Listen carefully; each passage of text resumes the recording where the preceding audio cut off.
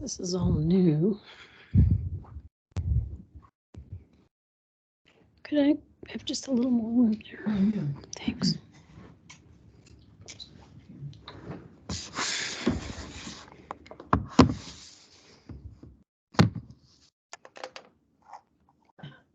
Doug sent me a little text and said, I didn't listen to the thing last night.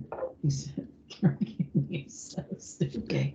I know. I'm like, I can't tell if my mic is on or not.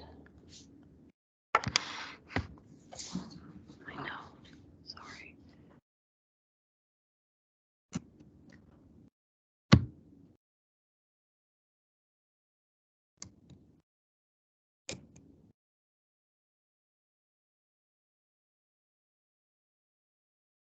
There's no volume. I can't. I think anything turned on yet. Catherine, are you at? There we go. Your mic is on if you can hear me.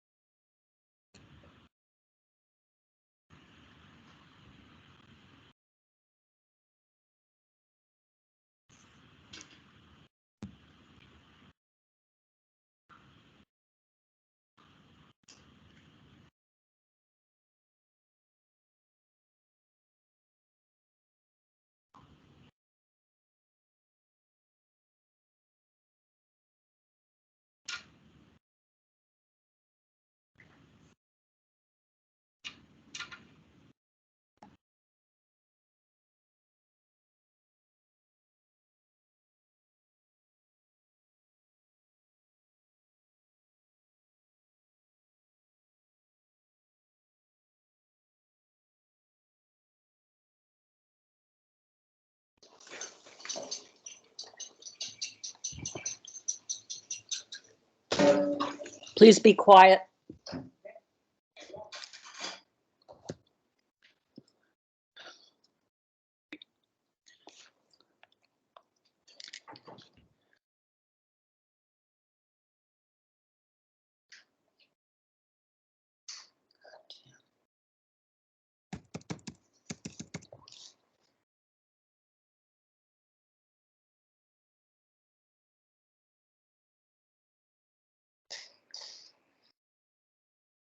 Why am I not getting audio?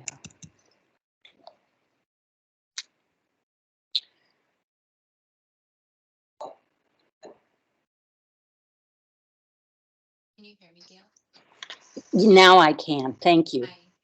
I'm in the virtual space with you as well, so I'm also Okay. not hearing. All right. Good morning. Good morning to you. And so is their audio off at this point? Do you know? I think it is. I see a couple of folks. It looks like they're troubleshooting. Okay. Thank you. Technology. We'll figure it out. Thank you. We are just getting ready to start. Good morning. We'll be right with you all. No. Can you hear me, Gail? Yes. Okay, perfect. We're almost ready.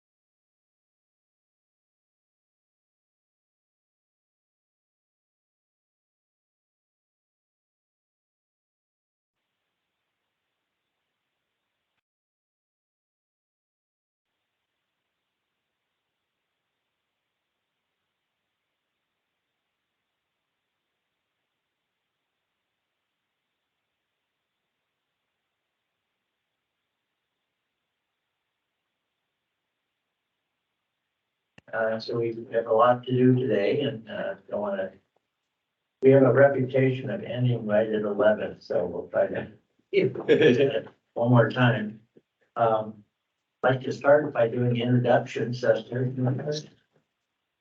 Yes. My name is Sarah Zinkle. What else would you like to know about me? New member. Your member, yes. Dave Bennett, South County Representative. Heidi Burkett, member at large, live in Bay City. Parker Sammons, the housing coordinator for Tillamook County. Good morning, Sarah Absher, Director, Community Development. I'm Chris Lockenmeyer and I'm a major employer representative. Mark Kestner, North County Rep, new member. Kristen Koptiuk, member at large, based in Rockaway. Megan Carpenter, City Assembly Representative. And I'm Ed Gallagher, and I'm North County and north of Nahamel, about 5 miles, right on the county line. And I'd like to have a guest, and some of you can introduce yourselves again, but maybe start. Yeah, Nate Palmer, one of the presenters for the Seagull Breast Development today. Scott and Holt also was here. Hey, Terry, you want? Carrie Cooper, EDC Director. Danny McGinley, Red Side Development. I'm one of the presenters today. Baker Movement from Boise, Idaho, also on the You guys can work the value part of this. Definitely. All right. Okay, now we always do a mission minute. Karen, Oh, would you like to do, we have some oh, housing I'm commission sorry. members online. Somebody online. So would you like me to call them out? Yes, please. My Thank mistake. you. City planner, I believe is David Madison. Or Mary from Rockaway. They both have the same. Sorry, City- Sarah, Mary Johnson, City Planner with Thank Rockwood. you. Thank you. Gail?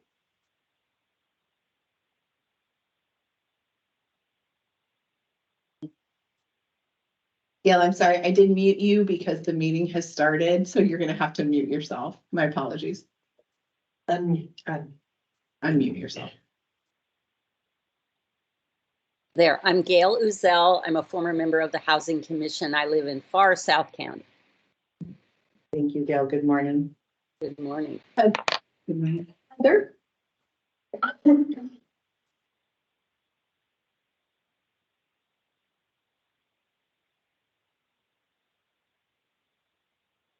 Okay, James?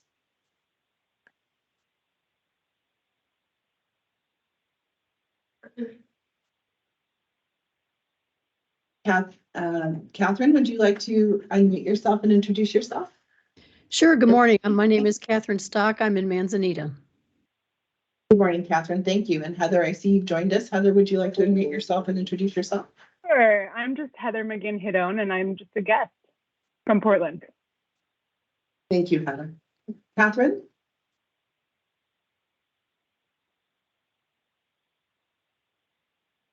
Is that me, Leslie. Catherine, again, or is there another Catherine? here? Yes, I did call on you. I'm so sorry, Catherine. Thank you. No worries. Leslie? Good morning, Leslie Ford. I'm with Columbia Pacific CCO. I'm the Housing Development and Strategy Advisor for the CCO and support the risk share for Tillamook occasionally. Nice to see you, Leslie. Thank you. You bet. Marlisa? Hi, I'm Marlisa. I am representing the Houseless Action Network. Just observing. Linda Kay? Hi,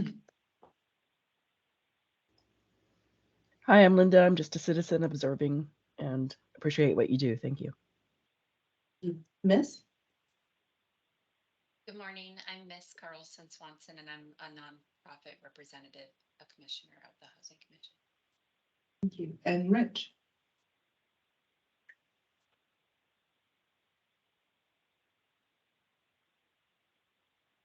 Rich, would you like to unmute yourself and introduce yourself?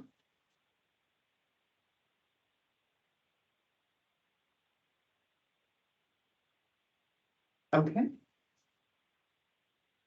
All right, I think that is all. I thought I saw Port Commissioner Bartline on there. Oh, yes, he is. Bill, are you joining us today? Would you like to mute and introduce yourself? Good morning. I'm just a private citizen now and just observing. Morning, Bill. Morning.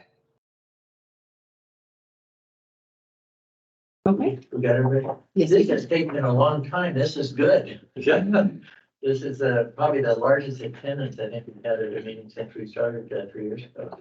Great. I apologize for being late. I didn't get to introduce myself for the event, but if people who don't know that are in the room, I'm Michelle Yankin. I'm a large employer representative on the commission. I work for Advent South Tillamook.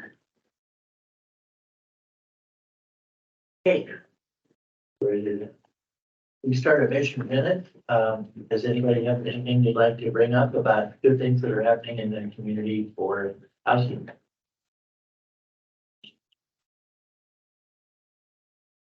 We hired a new director of surgery and they found housing, so that's exciting. I've been having staff surgery at our hospital. That sounds good. Yeah. And so when you need it, anybody else? Commissioner Scott has joined us and Sorry to be late. Busy morning. there you go. Flood response still occurring. We don't get emergencies every day. Well, Well, I think the exciting thing that's happening in housing is this meeting today.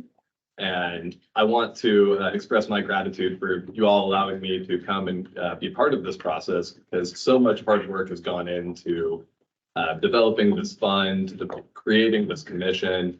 And I wasn't here for a lot of the heavy lifting, but I get to come in at what I feel is the good stuff. So I'm incredibly grateful to be able to be allowed to join this process, and especially grateful for all the hard work that's come before I have joined. The mission of the Housing Commission is to collaboratively advocate for attainable and equitable solutions that impact Tillamook County's greatest housing needs. Today, we reflect that mission as we hear presentations of the applicants to our multifamily rental housing fund. We are fortunate that our presenters are so varied, both in background and project type, and we appreciate all the hard work our applicants have put into their projects and presentations. Most, if not all, of our applicants have taken these projects on, not because it's the most financially beneficial thing that they can be doing, but because they have seen the great need for housing and housing solutions and feel compelled to contribute. We're here to break down barriers to housing development and maintain an atmosphere that encourages housing innovation. So thank you to all of our presenters for all the hard work they put into their presentations and their applications. And thank you so much for traveling today, some of you very far, to be here to present in person. I know that we have one more presenter who's on their way, and they'll be here by the time it's their presentation slot. But just to give you guys a rundown, we will have 4 presentations today. They will be about 10-minute presentations, and then there's about 5 minutes for questions and answers. And I've baked in a little bit of time for the logistics of people getting set up and if questions go long. Is there anybody had any public comment? We tried to do one at the beginning. I was just going to invite for public comment. I thought that I'd lay this out in case members of our public today might have any questions or anything about my opening statements for our presentation. So I will pass it back to you for a public comment then.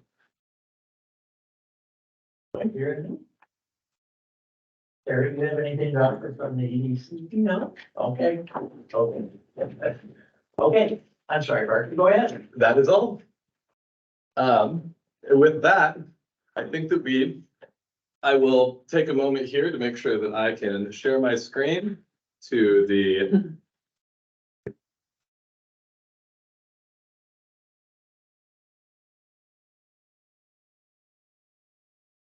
And I'm happy to monitor for hand raising and questions. Will there be a protocol? Would you like questions reserved for the end of the presentation? I'm happy to raise my hand when there's a question.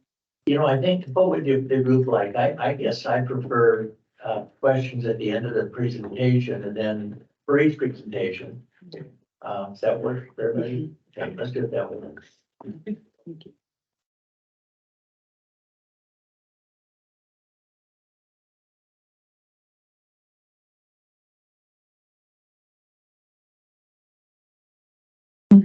And then I'm going to go ahead and pop that out so it's bigger on the screen.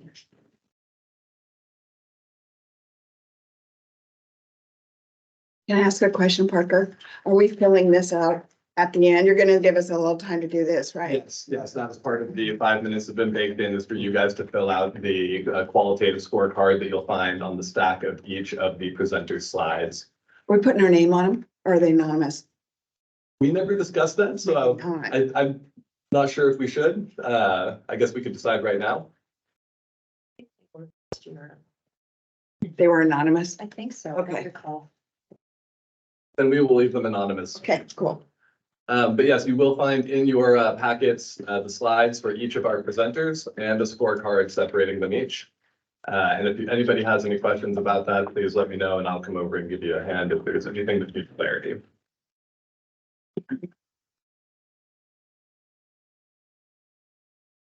And so with that, I think I will invite our first presenter up to begin their presentation. Yeah.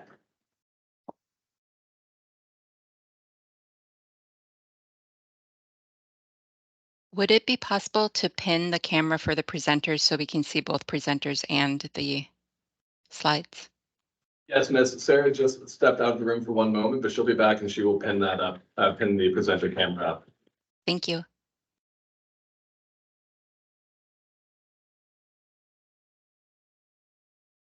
Sarah, could you pin the presenter? I will have to pop out.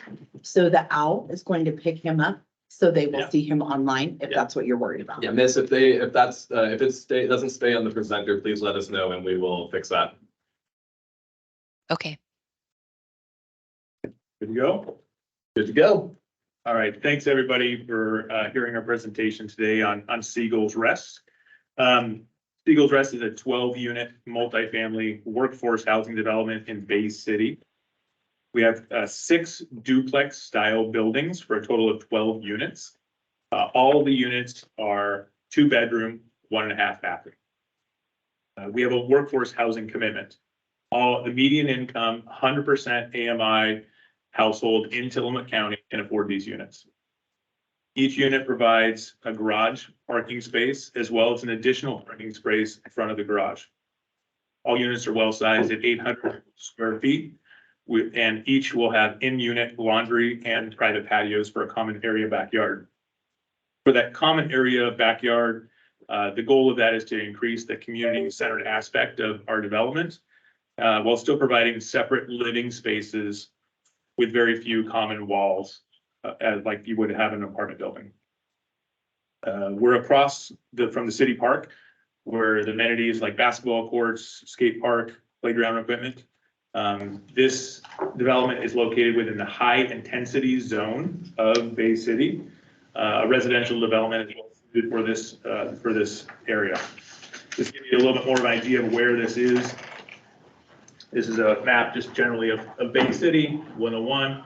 And more specifically, we're located right between here, the Landing Restaurant, if you're familiar with that, and the Bay City Art Center. So we're that piece of land right between there. And right across is the city park I just spoke about. And there's City Hall and 101. This is really one of the last remaining large parcels within the high intensity zone in Bay City. This gives you an overview of what that parcel looks like. We have, again, 6 total buildings. Each of them are designed to look more like a single family home than an apartment building or a duplex. The front doors are set back and it looks more like a single family home with a 2-car garage. Just some additional, if Scott's going to pass around a couple pictures for you guys to see. These pictures were actually literally taken a couple days ago, just kind of show you where we are in the development process. These are 2-dimensional images, but there's actually 3 different styles of homes that are here with different roof styles. It's kind of harder to see on a 2-dimensional image, but we wanted a little more variety so it wasn't just cookie cutter within the development as well. This is a fence along the rear side of the property. So if you're at the Landing Restaurant, you're definitely going to have some separation between the commercial use and the residential use. Just a picture again on the side. And then looking from the Bay City Art Center onto the development there, and another side picture. There's kind of just a top-down view, so you get an idea of what the site plan looks like. Again, as I mentioned, there's garage spaces, and there's a parking space in front of each of the garages, as well as a large green space in the middle. All of these are going to have patios on the back, open up onto that green space. The idea really here is we're in a high-intensity zone, so it's kind of like, you know, it's not like you're out on your 5 acres somewhere. You're in a community-centered aspect, and we really want people to be able to congregate together. And that green space area we thought was a great way of, you know, community building. A little bit about Scott and myself. Scott has worked for 30 years as a general contractor. He's a Nehalem resident and has completed 7 other multi-unit developments along the Oregon coast. Myself and another partner in the development. I've worked 15 years in development, several Oregon coast projects. My background is more in finance. My background is more in finance and commercial lending. I just thought. When we started this project, we really wanted to have a set of goals. How did we look at this project? What we were trying to accomplish? Yeah. I'd say the no worries. The first and foremost goal, and I'd say really the most important and what really drove everything, is we want to provide an environment for long-term tenancy. We want happy residents. We want people who want to be there and stay there long-term. So that's good for the community, good for the residents, good for the development overall. Second, to build a vibrant community. Again, that green space area, we really wanted to, you know, have a community centered aspect area where people can congregate. We wanted people to be proud of where they live. The single family homes, like style, you know, I think contributes to that. We want it to be affordable to the 100% AMI citizen, the average median income citizen within Tillamook County.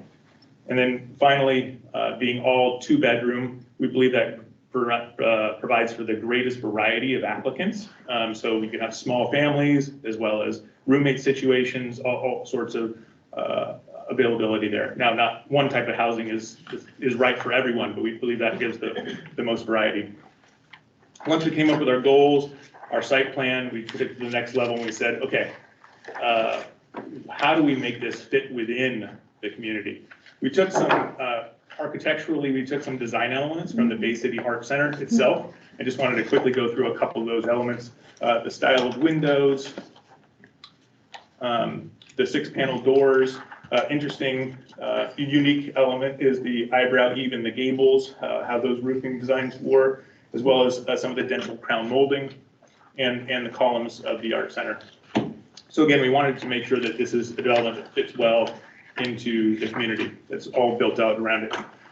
Scott's going to pass around some letters of support we received from local employers, as well as Bay City manager, David McCall. And I'll let you read through them. I think we might be a couple short, but just real quickly wanted to highlight just a couple elements. Number one, Siegel's Rest made extra efforts to fit the design of this project into the neighborhood. So they just mentioned the architectural aspects we were doing. They included sidewalks in the design, which in turn will result in an increased ease of access and public safety. Self-explanatory. And then the final one is just more green space than what we could have done. We really felt that was important to fit in with the area. And then next, from Dane Jensen, an employer who provides operational oversight to the Nehalem Valley Care Center. We've been in contact with Scott Imholt Construction and are in the process of developing a partnership to creatively address housing in the area. And then finally, from Mark Johnson, who is the president of the Nehalem Bay Health District. The health district provides vital community institutions to employ about 80 workers in healthcare and related positions, yet hardly any of these essential workers are housed near their work. I think that's obviously why we're all here today.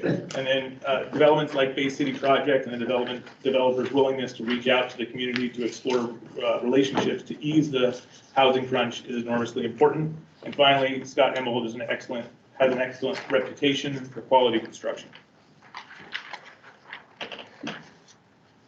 We do something? Okay. We're good. Oh, I don't think so.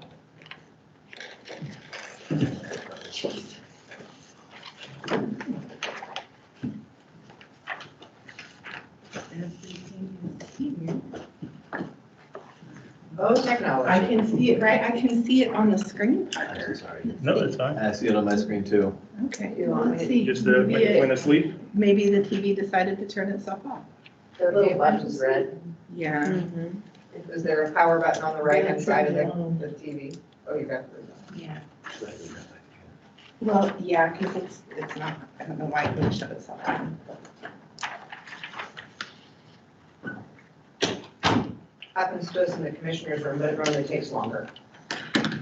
We're there for like 5 hours or something. It'll say up, which we do occasionally, it'll say on the screen, "He's going into standby idle mode," and you have to run and push buttons so you don't lose it. Oh, that's what I was wondering. Okay. Yeah, we haven't. Let's see if it comes back. Oh, thank you. Okay, so far so good.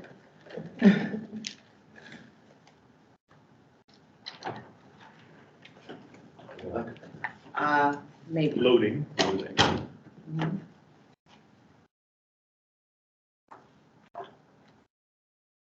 We are They're waiting. very patient. Very patiently.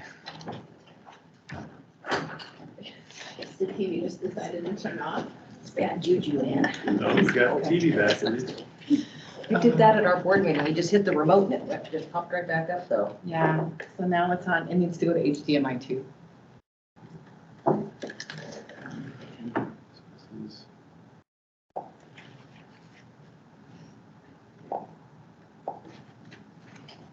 Okay.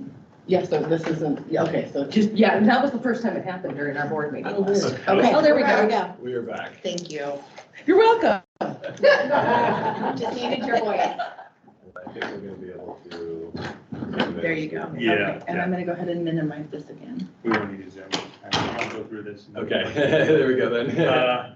I'm only presenting this just for full transparency, and it's in our application packet as well.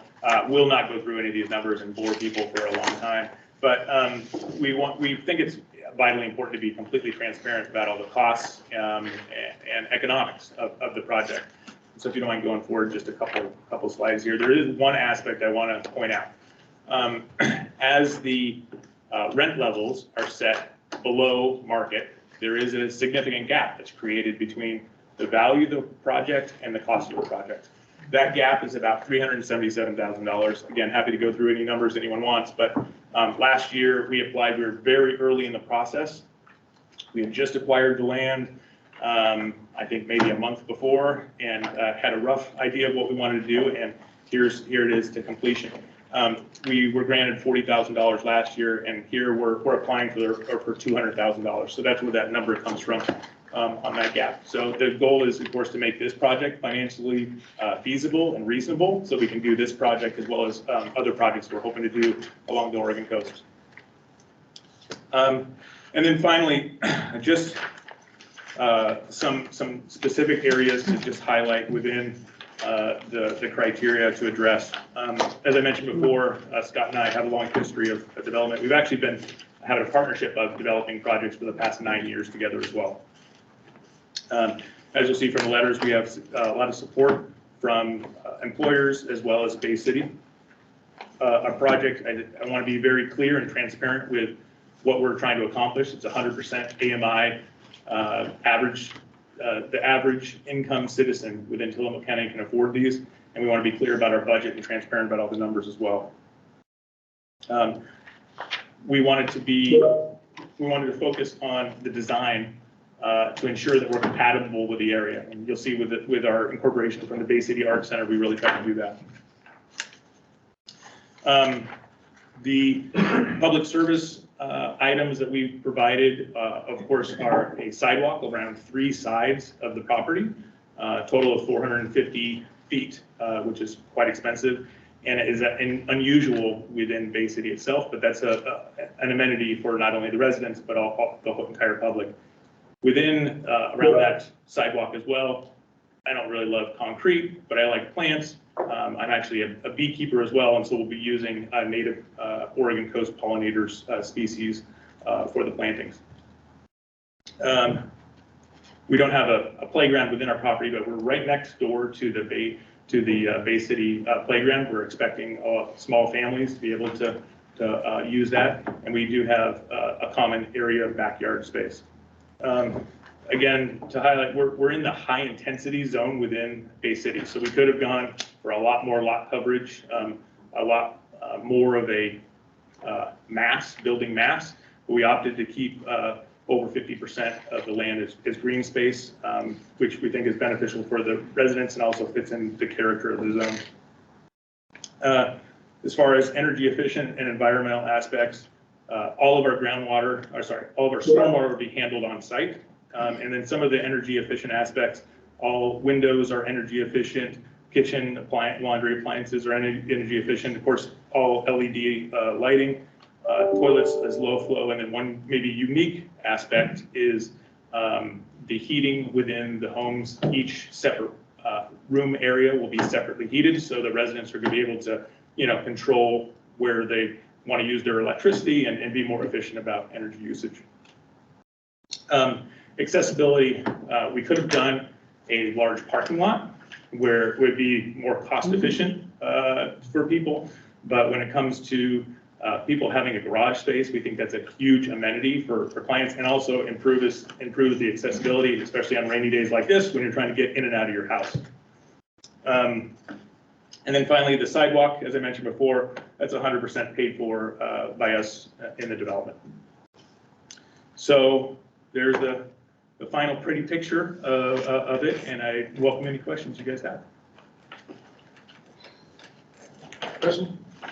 Yeah. How are you doing with regard to your $3.2 million budget versus your cost to date and projected cost to finish? How's that looking for you? We're looking good. Yeah, we have, obviously inflation has been not the best for things, but we anticipated that, frankly, kind of going in. We actually purchased a lot of materials ahead of time as we knew things were going to go up. And we've generally stayed on budget. Scott just told me yesterday we're $20,000 over on our electrical stuff, but again, we do have some contingency built in for that. We're looking pretty good overall. Well, the cost per unit is sure encouraging. Yeah, again, Scott is an excellent builder, has an amazing reputation within the community, and he is very good at sourcing local labor. The vast majority of labor is local to it. He has a good team and a good crew, and so yeah, we're trying to make sure that we're making this economically efficient. I don't think we're going low quality on anything within the homes. Our goal is to hold the project for at least 10 years. We're not just building it to sell it or anything like that. It wouldn't make financial sense to do so. And so we really would like to build it, hold it. And so we're building it with that in mind for us and for the tenants, kind of having long-term durability of things and good quality of construction. So do you guys manage your properties too? The ones that you develop, or you hire an outside company? Yeah, so this is, I'd say, for the most part, we're going to be self-managing it. Okay. That said, depending how it is a few years from now, we'll see. But yes, initially we're going to definitely self-manage. Okay. Yeah. One more question regarding your capital stack. Is that pretty much all in place now for the 3.2 million? Is that pretty well covered? Yeah. So the one area that a little bit has been a little tight. We originally were expecting about a $1.95 million bank loan. The bank, because of the rents, cut that back a little bit to 1.8 million. But we do have all the capital available for it. Okay, so this project is to go regardless of what. Yep. So this concept of saying that, you know, this is what our cost is, and this is what the fair market value is, and the difference we need to have funded, it's kind of a new concept for me, and you're not the only applicant that has used that concept and been asking for funds. But it's good to hear that regardless, you've got it funded and you're ready to go. Yeah, our idea again is we want to make this an economically viable project. We have a heart for doing this. I think as Parker mentioned, people are not doing this just to make a quick buck or anything like that. I've seen, you know, personally just the struggles that people have had. I mean, I just had, like we were down here a month ago, somebody at Fred Meyer randomly say, hey, do you have any housing available? I'm like, actually maybe soon. Like, but like people are just asking that question over and over. And so as someone who develops, I'd love to be able to help where I can. And this is an area I see doing it. And so I want to make sure that the projects are economically feasible though, right? I mean, they're able to be done, but I don't want them to be economically stupid. What have you found to be your most challenging aspect of the project? At the current phase that you're in? You know, honestly, it's been pretty great. I'll be honest with you. The partnership we've had with Bay City on getting this project done quickly, efficiently, working with their planner as well as the mayor and city staff. They were frankly much more helpful than other cities I've worked with. And I think, you know, I have a great partner with Scott on the construction side. So I'd say the biggest struggle is really just maybe the economic unknown in the back of my mind of making sure that this is a smart thing to do. Can I add something? Yeah. So I'm on the site every day, and the biggest thing that I've seen, the thing that bothers me, or I would say bothers me, that worries me the most, is the cost of the infrastructure there is really considerable. And things have changed. You know, years ago, the federal government used to support doing the water systems and all the storm sewer systems and all that things. Now they're putting those costs on the developers, and that's all going, everybody's like, why is everything so expensive? Well, because we've got $280,000 worth of SDCs and electrical costs on that before we even break ground. And that's, you know, that's probably the biggest thing for me. Yeah, that's a good point. Yeah. Are those SDCs higher or lower if you were to have built an apartment complex versus these duplex units, or does it not really matter? Per unit, yeah. Okay, so it would be actually higher if you had a higher density. Right, they use by the unit. Okay. And it's if anybody was to ask me, you know, a possible solution is to think about a 4-bedroom or 5-bedroom house, the kind of load those are putting on the infrastructure compared to a 2-bedroom, and maybe adjust the SDC fees based on that. Yeah. That's not the way it happens. It's just per unit. Yeah, these really, to me, feel more like 6 buildings, right? And a 4-bedroom, you know, family home, you know, probably similar to that, the impact, but we're paying double what a 4-bedroom, you know, home would have on SDCs. So we did talk to the city about that, and they're like, you know, we've looked at it in the past, and the SDC costs are what they are. And so, but that's a good point, Scott. We're, you know, over $200,000 in SDCs, which, you know, that's significant. Okay, any other questions? I just have a quick one on ADA accessibility. Are the units themselves ADA accessible, or any of them? They're going to be 2 stories. Okay. So, you know, we're not having like lifts or anything within them. We thought more of accessibility as far as the parking and really making sure that people are able to be in that way. But they are 2 stories, so you would have to go upstairs.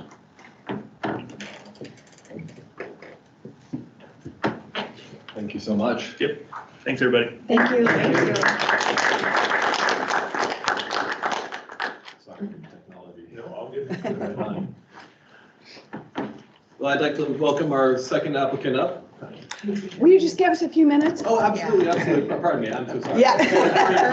I promised some time. We could get the because you're gonna Yeah. have to stop sharing and then get the other. No, I don't Yeah. actually. No, we don't have one? I made it all one slideshow. Oh, perfect, then, okay, yeah, then we are. So we can, here, why don't I leave this photo up while they take some time to Yeah, deliberate? and I will put that back, because I can toggle between the two screens. Perfect, perfect. You all just have to forgive my gun ho-ness. We're excited. Yeah.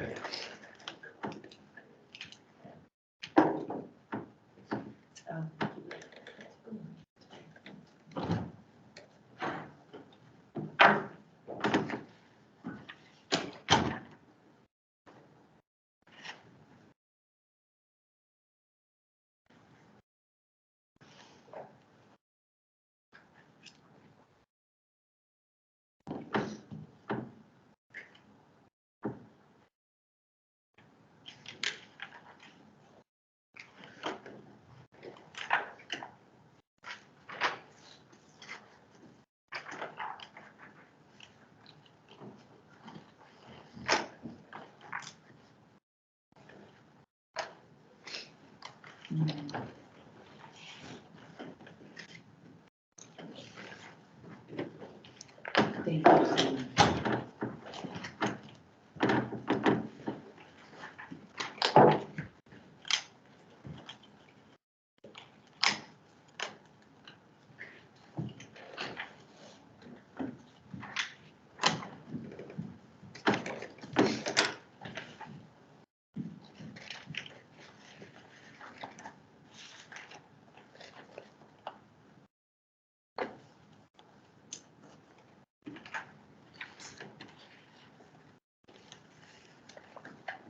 I'm assuming Marcus has something to do with her scoring. She does, yeah. And if anybody at home would like to have these slides for your own ability to flip through them, they are posted to the Housing Commission website at the bottom of our page.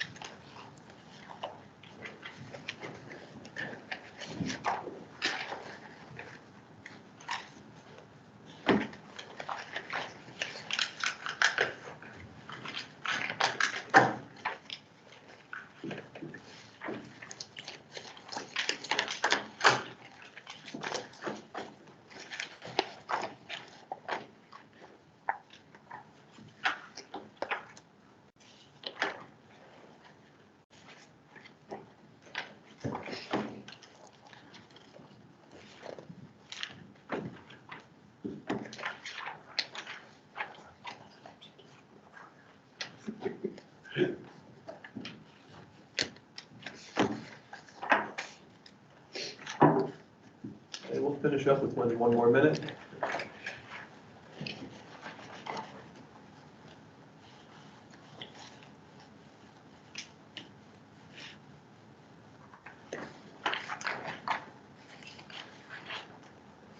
Well, as I see people have started to skip ahead to the next presentation, I think we're probably ready. All right.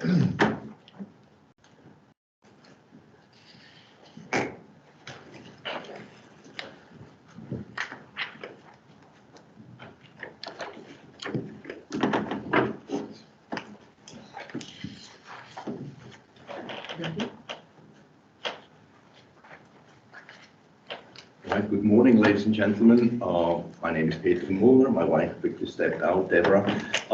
We really appreciate the opportunity to talk here, and thank you for considering our request for funding of SCD fees in the amount of $55,000 for 6 units for a multifamily housing grant applications on tiny homes on wheels in Bay City project. I'll quickly talk about who we are and why we do what we do. How we work with the city of Bay City, and maybe we can quickly go back. and also the budget and the funding request in detail so that you have that. Thank you. Sorry for that. So we are a couple from Boise, Idaho. We are about looking into 5 years towards retirement. We have some experience with beautifications. My wife was a project lead on the several projects that were funded through the city, the state, the county, and we've been working with them in Boise. Our goals are affordable housing for local residents.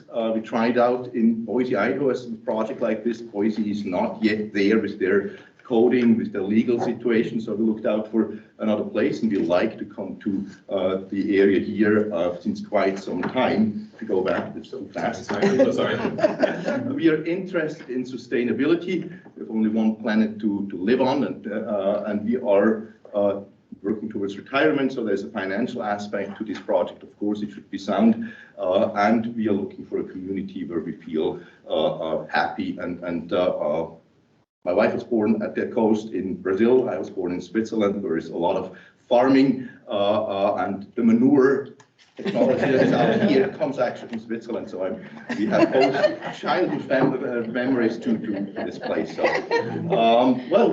next picture here is what is a tiny house on wheels. It looks like a house. It's built like a house.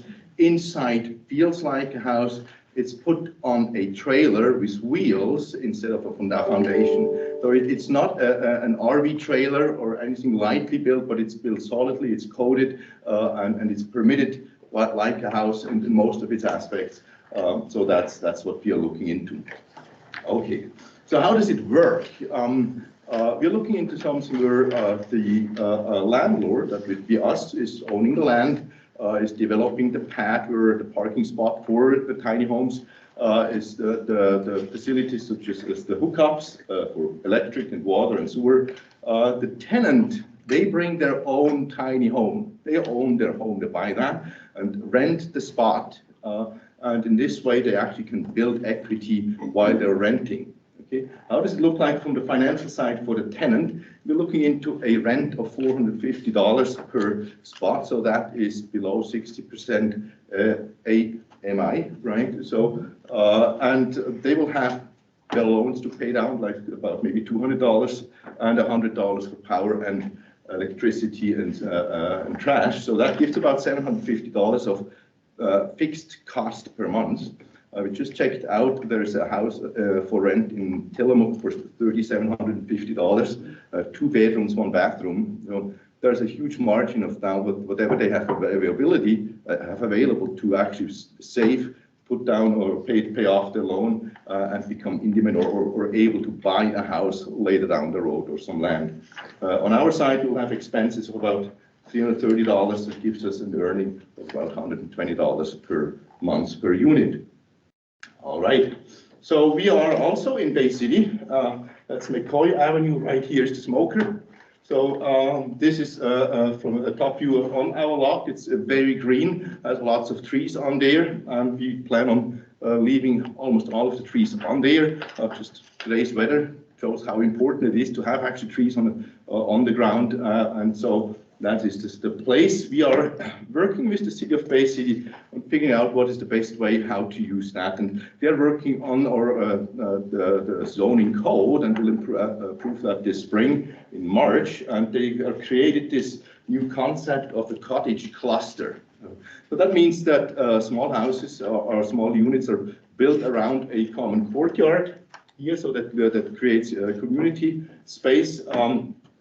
Parking is separate. And it's accessible, so we'll need to provide accessibility, and all these trees are currently on the land. We will probably have to remove 1 or 2 that are not on there anymore, but this is really, the houses will be tucked into between the trees, and so this is fitting in there, all right?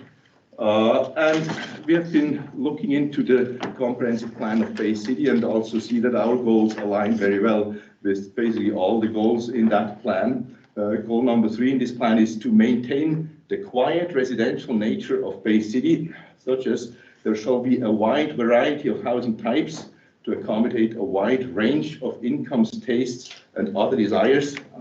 Second policy is higher density as a residential development should occur where the streets, public facilities and services are capable of handling it. You see here a picture taken from this property. Down the street here is the smoker view onto the bay. And so we very well align with the goals of the city in various other ways also.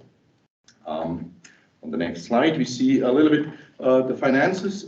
We estimate the project values at $180,000. That, well, how do you do that? It's kind of a small business. For small businesses, the value goes, or startup businesses, as a multiple of the yearly income, the revenues, and for a medium range margin businesses would be about 3 times the annual revenue, and we estimate them with $450 rent per unit and maybe 80% occupancy at the $25,000 or $26,000 a year. That gives those $77,000 here. We have the value of the land and improvements of 103, so that's how we arrive at this number. We are in negotiations with the city of Bay City about what should be the right system development charge here. They ask for $18,268 per unit, as we just heard before. Also, this last summer we applied for requested a cancellation of the fee for this project, which was not approved, but the city recommended us that we actually come before this commission and request for funding for this. And so we request per unit $9,244, so that's about half of what the city wants to have. And our reasoning is that according to the US Census, in Oregon there's about 2.5 persons per house, per housing unit. In tiny home houses are typically between 1 and 2, so we give there a number of 1.4. Typically, in tiny home, residents are very conscious about the environment, about sustainability, about how they impact the environment. So we give us, they have up to maybe 0.2 of what they use compared to other housing styles. We put a figure of 0.9 in here, and if you multiply this out, it gives these $9,244. And so we'll approach the city again with this, and we'll see how this will go. We've been working very constructively with the city. This has been a pleasure so far. That's one reason why we actually picked the place. Is we reached out to cities and said, this welcome, and the city of Bay City was from day one on very open, welcoming to talk with us about this project. So the funding project costs, I list them up here, and you have them, I believe, in your documents.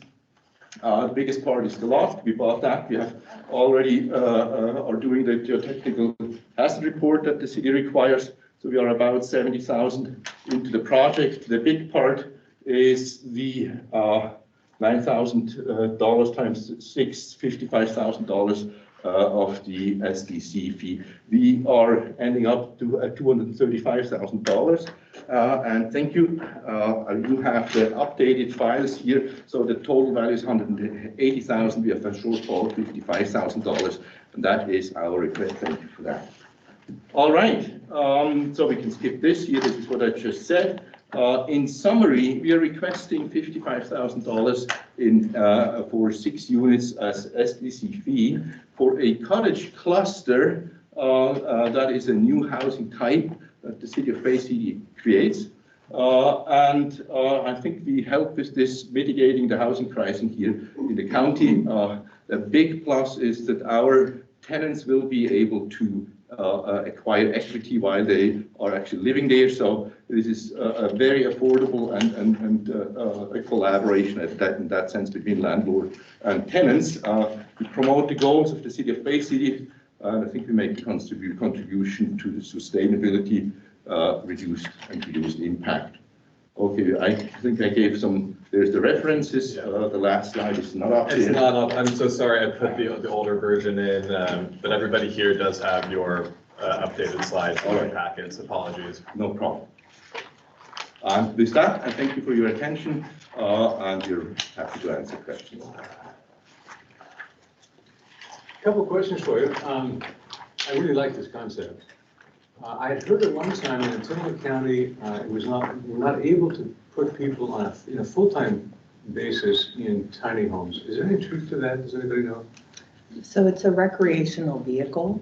If it's defined as a recreational vehicle, state code allows up to 6 months unless you're in a designated RV park. But a tiny home, even though it comes on wheels, is not they don't always fall in the definition of an RV, right? Because you take the wheels off, it is permanently sited. Sometimes their square footage is over 400 square feet, depending on if they are manufactured in a facility like a manufactured home. There's a lot of pieces that pull them out of that RV bucket. And that is what we are seeing here. So that limitation would not apply. And one of them is strapping them down to the pads is a big difference. Good, okay. And that is a win-win requirement. Second part of the question, the SDC fees, in my understanding, which is very shallow, are basically set, the formula for determining them is basically set by Oregon statute. And so is there a way for some of our local municipalities to give discounts on SDC fees? Is it? Yeah, there is the Oregon State issued a study and a report came out about the SDC fees. It came out in December 2022. And it has recommendations to communities how to deal with it and they look into what actually our communities have done. And some look into funding afterwards. Some look into actually reducing fees or canceling fees in total. So our idea to ask for removing the fee for us came out of that report. It's not our own invention. So there is actually a lot of different ways how the community can handle those fees. Yeah. Good, okay. I quoted that you have in your package the link to that report.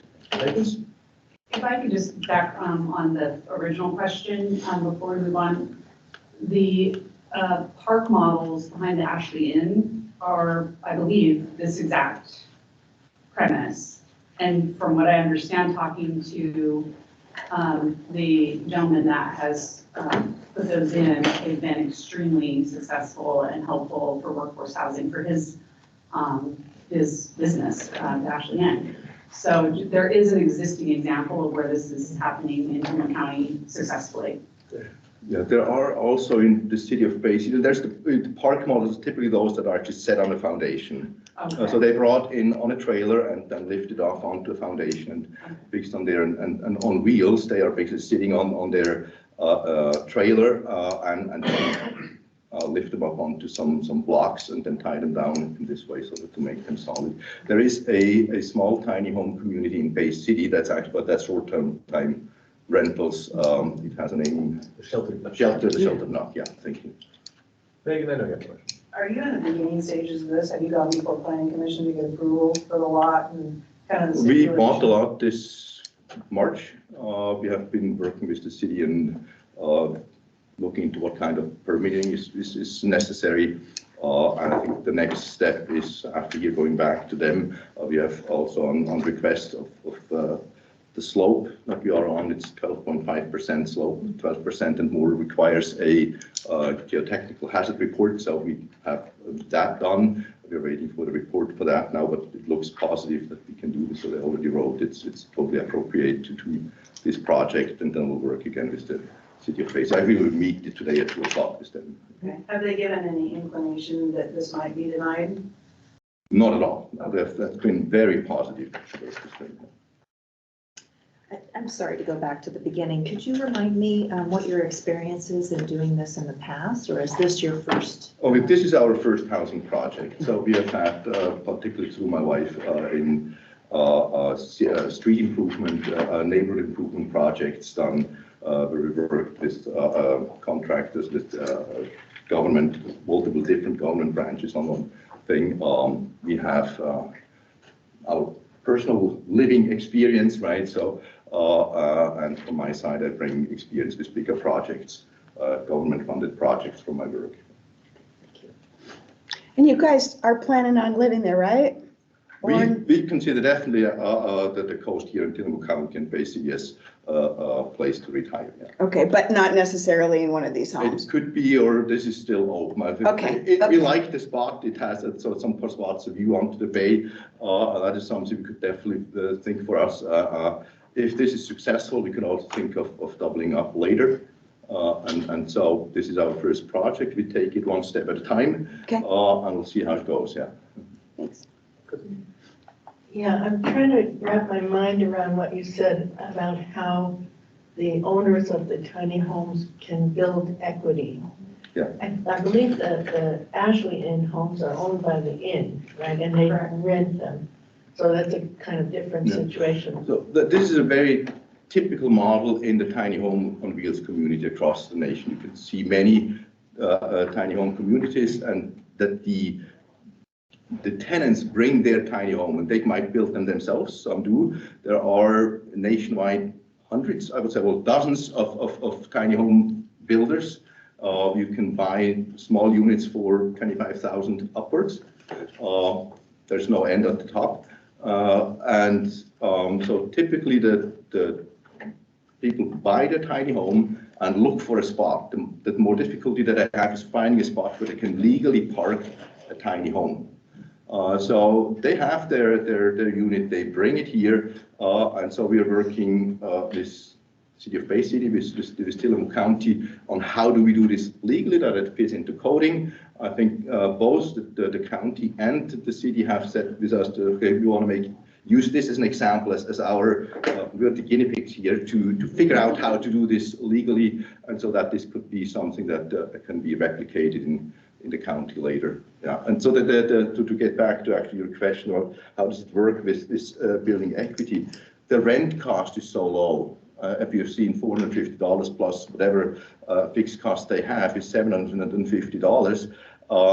We are looking for people that are actually working here. Maybe they're retiring here locally and they're looking for a living. We have been asking around a little bit at the hospital, at the schools, with some residents, and they also say, oh, this is something they could actually imagine, and there is a need for that, as you all know. And so above $750, they might have, if you rent for, I don't know, $2,000 or $3,000 a house, you have this difference where you can put into down paying the loan on your tiny home or just saving up for, yeah. And how many square feet are they usually? They're typically 8.5 feet wide, and the trailer is 24, 30, 36 feet long in length, so something between 250 to 300 square feet is a typical size for a tiny home on wheels. Yeah. So just kind of building off what you were saying about like making sure that you're getting the right people, not the right people, but people that are working in the community into their, what you're building is something that is basically the dream of every single person that comes here on like a short-term basis or second home basis. And I guess is this something that you see, like given your proximity to the smoker, like maybe working with them to be able to have a couple of units that they have for their employees? Yeah, we have visited them, that was in, I think it was in November or January when we were here. We visited with the smoker and just talked about it and presented some information. We went to the hospital, we went to a restaurant, the Pelican Brewery, and talked with the waiters there, and just to get a feel who the people are here. And we are absolutely not interested in short-term renting. We know this will be one condition, is this needs to be the primary home for the people that come. So we are not interested in vacation homes or anything like that. Right. Well, and you know, I think one of the things with having this, if this is something that you can figure out how to replicate and make it so that you can be a guide to this, I mean, this is something that people really want to be able to do and know how to do that. So. How can you assure that this is the primary home? Like, is that a legal thing that you could request in Oregon? I don't know. I think, can I talk? So I think one thing when you have this, that there's a collaboration, even if you have somebody who moves in into your home and rents a room. I think the important part, it happens before you sign a contract. Is the conversation between the one who is renting something and the one who owns the property. So I probably we will be really careful and talking with people. Where are you working? What are your plans? There will be a conversation before we even rent it to somebody else. I think we will need to have a little bit more care with this part. the size? I think occupancy, if it's occupied versus empty, that may need to be written into the rental Yeah, contract. sure. Just Yeah. like you can't have a cat, you know, like you have to live here, You like have to live more here. than X I percent of the think, time. yeah, the fall part needs to be careful of. I got a question, Sarah, are there other examples in the county, or are you looking at it over the concept of cluster housing? Because we talked about it a bit in our group there. Yes, so that is part of the scope of work, is that exploration with Senate Bill 406, because that falls under that middle housing, up to 4 units out. That number. Sorry, a couple more questions for you, just quickly. What is a tiny home generally cost on average? Sure, and they have a wide range. I mean, you can buy literally, I think for $20,000 is just the lowest price one. There's a guy in Tennessee who is totally into building affordable housing in this way, and he created his own community with 200 houses on his relatively remote location, and 30, 40, 50,000 is something where you get a little bit something better. And people that build their own tiny homes, many use reclaimed material and build this for $20,000, $30,000, pretty nice tiny homes. If you go to a manufacturer, you can have it for $100,000, $150,000, which then have much more luxurious feeling in there. Yeah. So it can be an affordable shelter for people. Just quickly then, with regard to the $235,000, $236,000 total cost, do you have most of that in place, or is this project dependent upon? No, we have this. We fund this out of our assets. You have. So regardless of what amount of money you receive from the commission here, this project is going forward. We are working on this, yeah. So I think at the moment, when we also said to the city, when they had the 18,000, we had 8 units first on there. That is a showstopper on there. I mean, it's just, when we heard it before, how big of a load this is on such a project, and 8 times 18,000, 150,000. It's huge on this project. Yeah. So like the former presenters, your point is that your cost is here, the fair market value is here, and the difference is $55,000. So that's what you're looking for. They used a different formula to determine their fair market value, and the formula they used is more similar to what we use in the real estate business to determine the value of the project. I just went through some quick math on your project using this other formula, what we call a 6% cap rate. And if my math is right, and based on 80% occupancy, I get a $240,000 fair market value for you. And at 100% occupancy, I get a $300,000 current fair market value for you. So that's something that I'll bring up in our discussions, and I'd be happy to go through those numbers, or somebody should go through those numbers to make sure that they're accurate. I may have made a mistake, but that's a consideration on my part with regard to your request. I'm happy to learn more about that. I was just going to share another anecdote. We had a project, brought a GIS intern in to do all of the mapping for the interactive recreational trails map that Visit Home Coast has developed. And she built her own tiny home, drove across the country, and parked it somewhere in Tolman County for 1 year to do that project. So it does happen. It happens here. It's a good thing. We wouldn't have had her. She couldn't have found housing, more than likely. And she was, a very broke graduate student. So that's why she was motivated to build her own tiny home and travel with her little snail shell of a house, because that was all she could afford, and be able to live. So I'm a fan. Yeah. Thank you. Well, if no more questions, we'll take some time to deliberate. Thank you very much. Thank you. Thank you.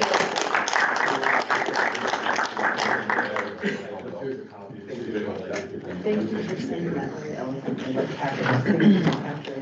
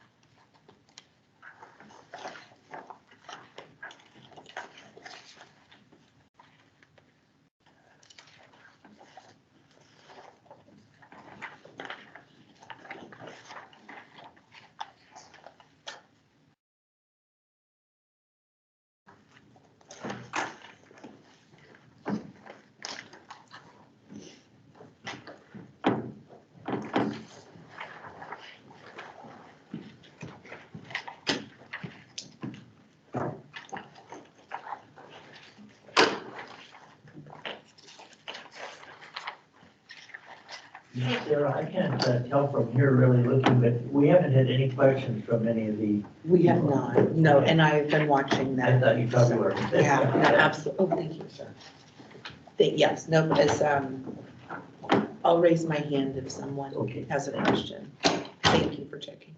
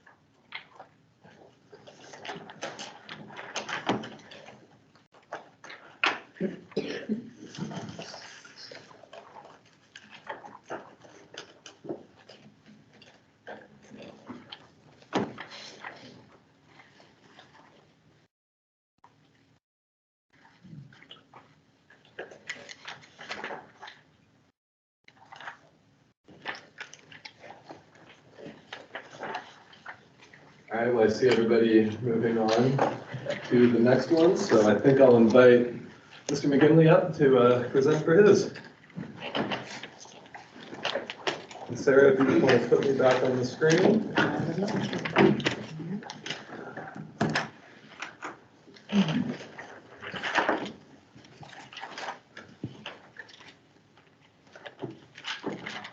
All right. Ready?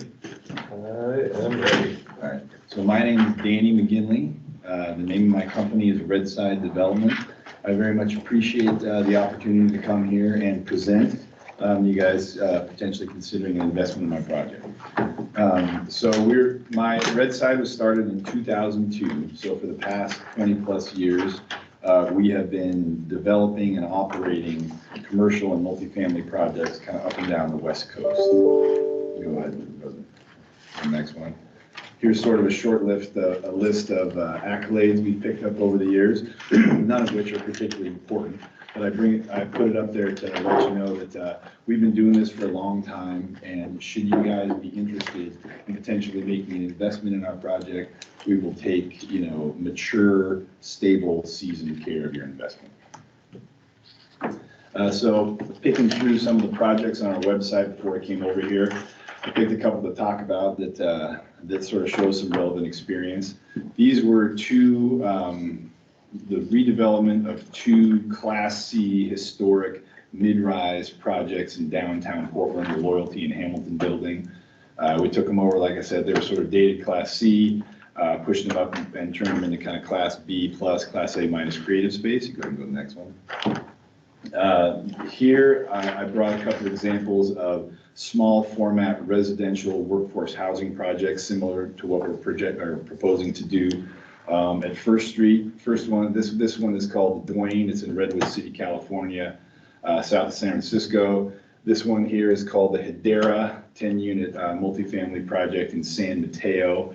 Both redevelopments of existing structures, similar finishes and product that we're proposing to deliver at First Street. I picked this one. So this is a project in Bend, Oregon, in downtown CBD from a location and physical structure standpoint, real similar to First Street. It was an old JCPenney Galleria. They used to have these little two-story retail buildings all over the small towns in the West. So yeah, we rehabbed it into creative office on the top floor, retail on the ground floor, and a bar in the basement. So I picked those three just to show you, similar project types we pulled off in the past.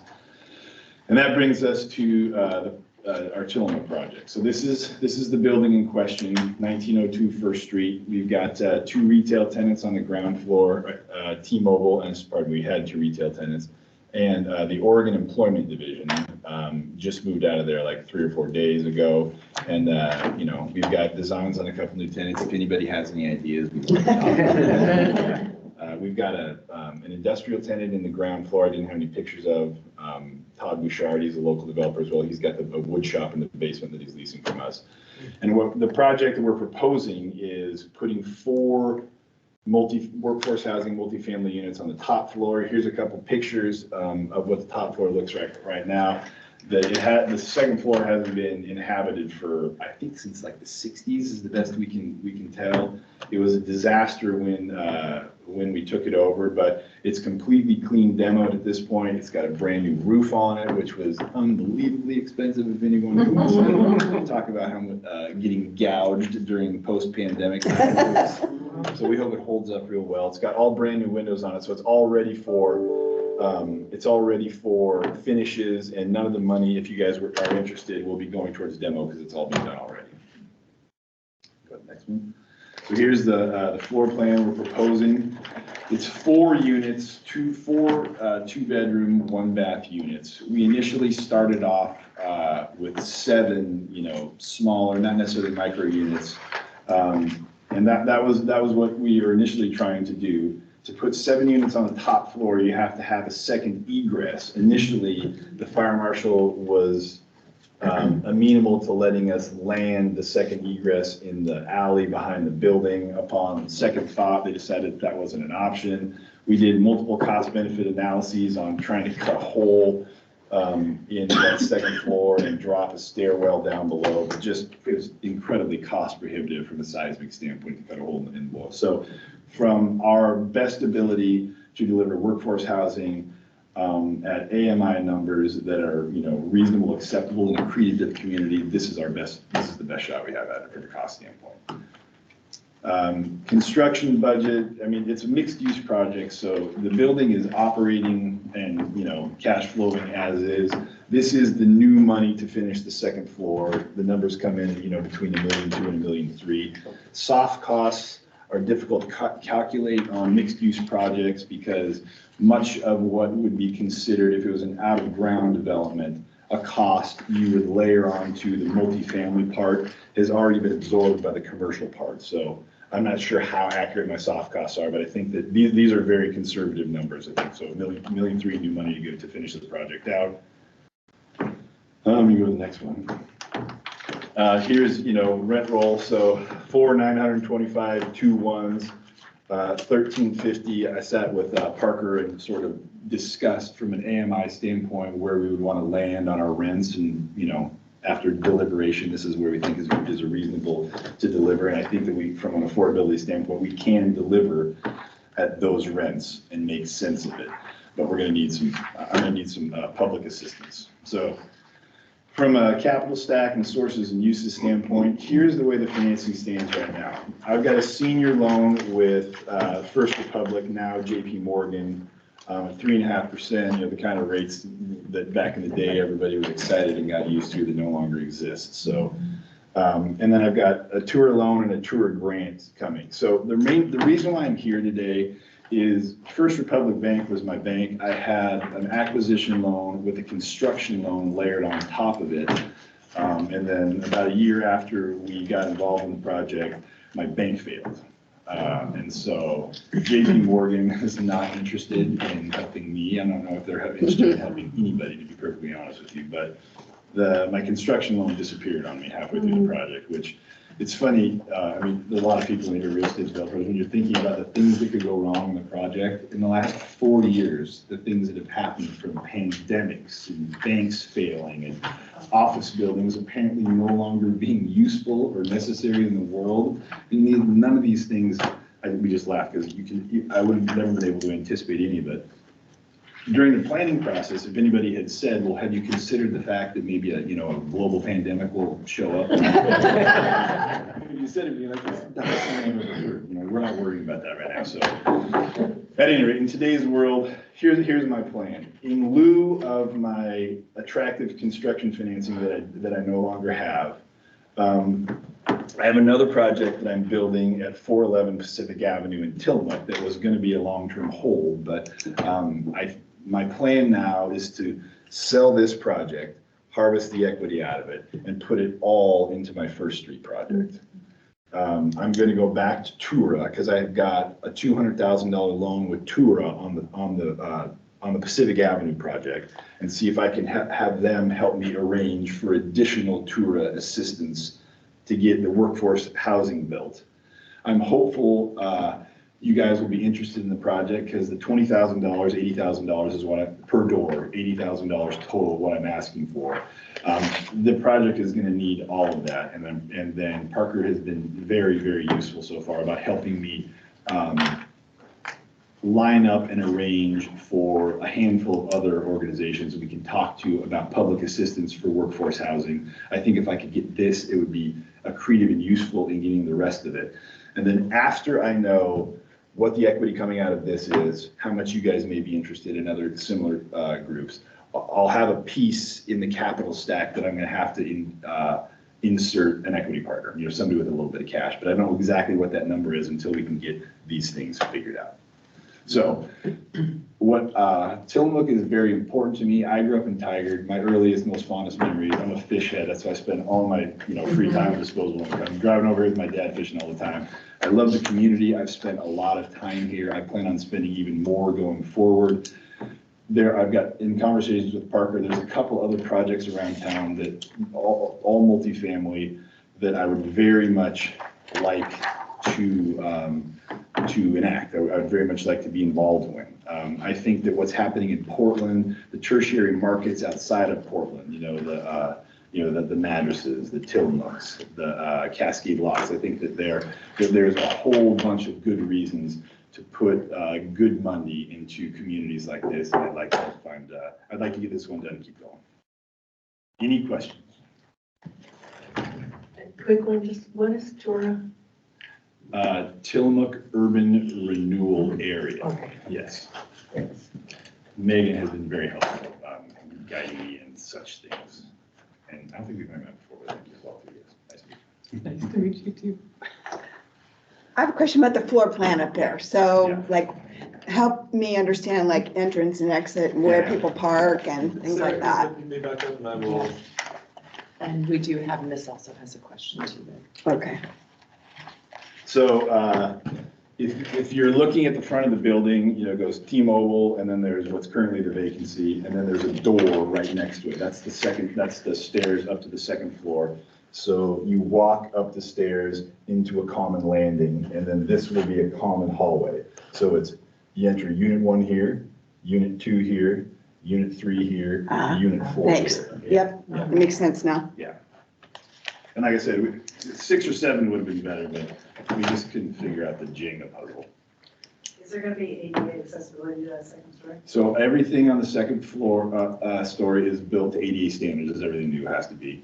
We will not have a lift at the second floor, but in my conversations with the city and Tura and everybody, that workforce housing is necessary and there is not an elevator in the building. Miss? Yeah. Miss? Yes, thank you. I'm sorry if I missed this during the presentation, but what will be the parking that will be available for tenants?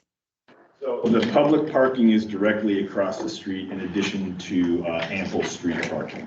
That was one of our early concerns,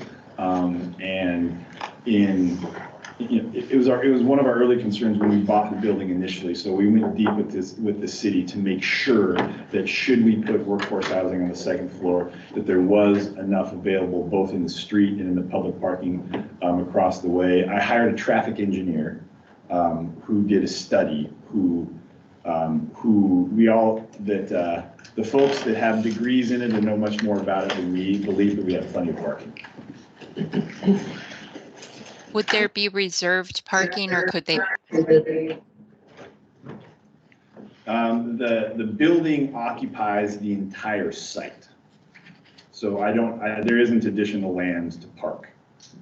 We explored parking in the basement, but from a seismic standpoint, making the opening big enough that the cars could get in and out was cost prohibitive and wouldn't have worked. And I feel like I talked over someone, I'm sorry, but my question is, would the city allow for a designated spot per unit in the public parking and with a reserved sign on it for a cost potentially? we've considered parking passes for the tenants there. They would pay a monthly fee, but still spaces wouldn't be guaranteed. It would be first come, first served. They would just be able to park there for 24 hours. Yeah, and I don't know for certain, nobody knows for certain, but my intuition from doing this for a long time is I don't think the parking is going to be a problem for the top floor residents. I think that one of the things we found in mixed use projects too, where you mix where you mix housing in with commercial, is the parking gets used in off hours. The commercial people need it during the day and the residential folks need it during the night. So having done multiple projects like this, I don't think parking is going to be a problem on this one. Thank you. Yes. Are there any green spaces or parks nearby? There are. Like you can't put any on the site, obviously, but can you describe any amenities that are nearby? Yeah, well, from a green space standpoint, the fish head in me is most excited about the boat ramp with the associated dock and the park around it is like 38 steps from one of the doors. Yeah. That's one of the things I love about, Oregon in general, Tillamook specifically, is my daughter is going to college in Washington DC right now. When I asked her if she's going to live on the East Coast, she said, I have to take a bus to go walk through the trees. And I'm not living here forever. So, Yeah, this is located kitty corner across the Highway 6-101 interchange to the Coporton Slough and that almost mile paved path. So all of that would be within very easy walking distance for those folks, and that takes you to Bixby Park. So it's a really nice, as far as what the city has created there. If there were more residents in town, it would really enhance that utilization. I concur, and that new park was one of the main reasons why initially when we bought it, I thought it was a huge amenity. Well, and even the dog park down at the other First Fairfront Street. That's a dog park. Got it. I see you with the dogs. That would make sense. So I have a question that might be Megan, but you hopefully have talked about with the sewer issues of the city, since this is redevelopment, are you able to move forward? Yes, because it is not on the side of town that we're having issues with. And it's already connected. This is already, we're only talking 4 units. It's not going to put a big impact. Yes. To the system. At the last tour meeting, the folks were trying to increase the size of the sewer there. So I got a long dissertation on the sewer. No, I don't think it's a problem for this one. Okay, perfect, thank you. What a complicated mess that is, by the way. That's a hard job. Yes, sir. So a couple of questions for you regarding your numbers here. Yeah. With regard to cost, Yeah. my understanding is we're doing this for $1,258,000. This is the new money to finish the floor, correct? Sorry, say that again. $1.3 million-ish of new money to finish the 4 projects. That's not inclusive of the money that's already been spent on the Right, commercial. right. Yeah. So we get 4 apartments for $1,300,000, basically, yeah. And if I understand right, then the NOI on that is $30,000 a year annually. Is that what it says there? What's the NOI? Yeah, for 1350 times 12 times 4. So and Parker and I talked a little bit about that too. It's hard to get apples to apples because a lot of the costs that you would normally have to attribute to the multifamily part, I attributed to the commercial part, and the commercial part is already kind of cash flowing and paying for itself. So in that $1.2 million, there may be there are other things that we've already spent money on that aren't inclusive of that. Your question was the NOI. Go to the next one, Parker. So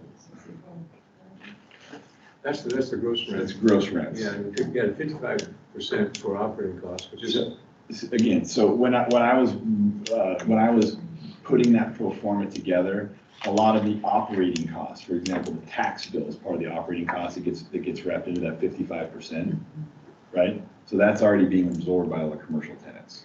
so the tax cost in that 55% is for the 100% of the building. Yes. Yeah. That's going to bump when I'm done, of course, but I don't know how much. Okay. I guess I was confused because we've got in this built environments Northwest Yes. bid about that amount. Yes. And then in your application here earlier, I talked about some of the scope of work and included a lot of things in other parts of the building. Yes. Like Such as? finish out the first floor. Yes. and paint the entire building, and basement work and so on. Yes. But it's clear to you that the 4 units above are gonna cost $1.3 million. Yes.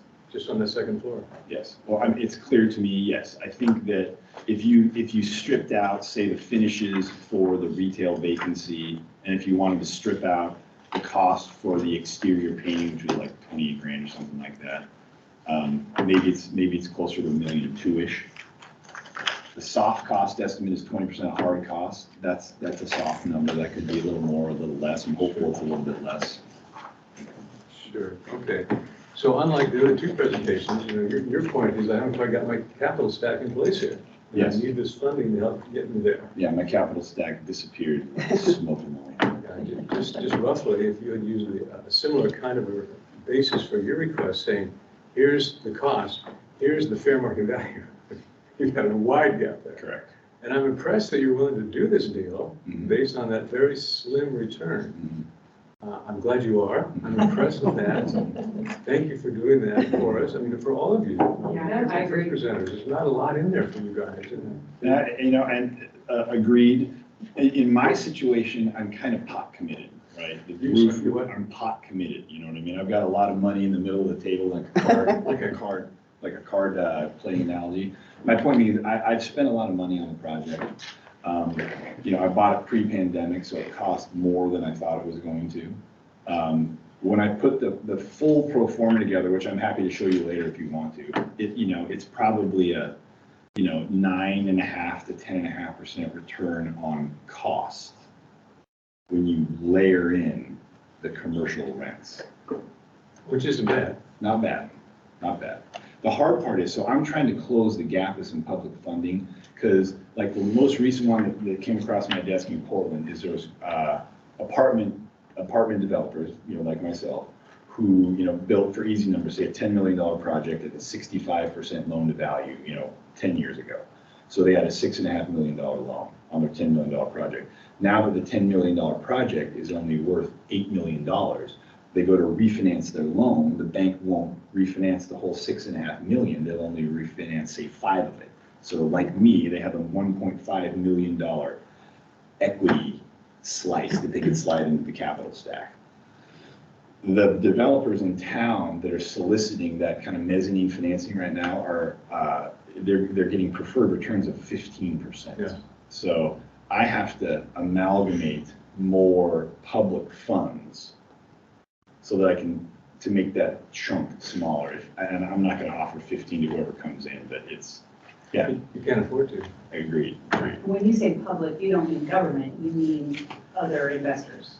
No, that would be private. No, I mean, so like Tura is what I would consider public. You guys would be what I consider public. It seems like, the statistically speaking, like you guys have all read that report. Citizens of Tillamook County have an average annual commute that's twice as long as the citizens of any other county in the whole state. When I personally called all the apartment complexes, there's no vacancy anywhere. So I think the need is obvious.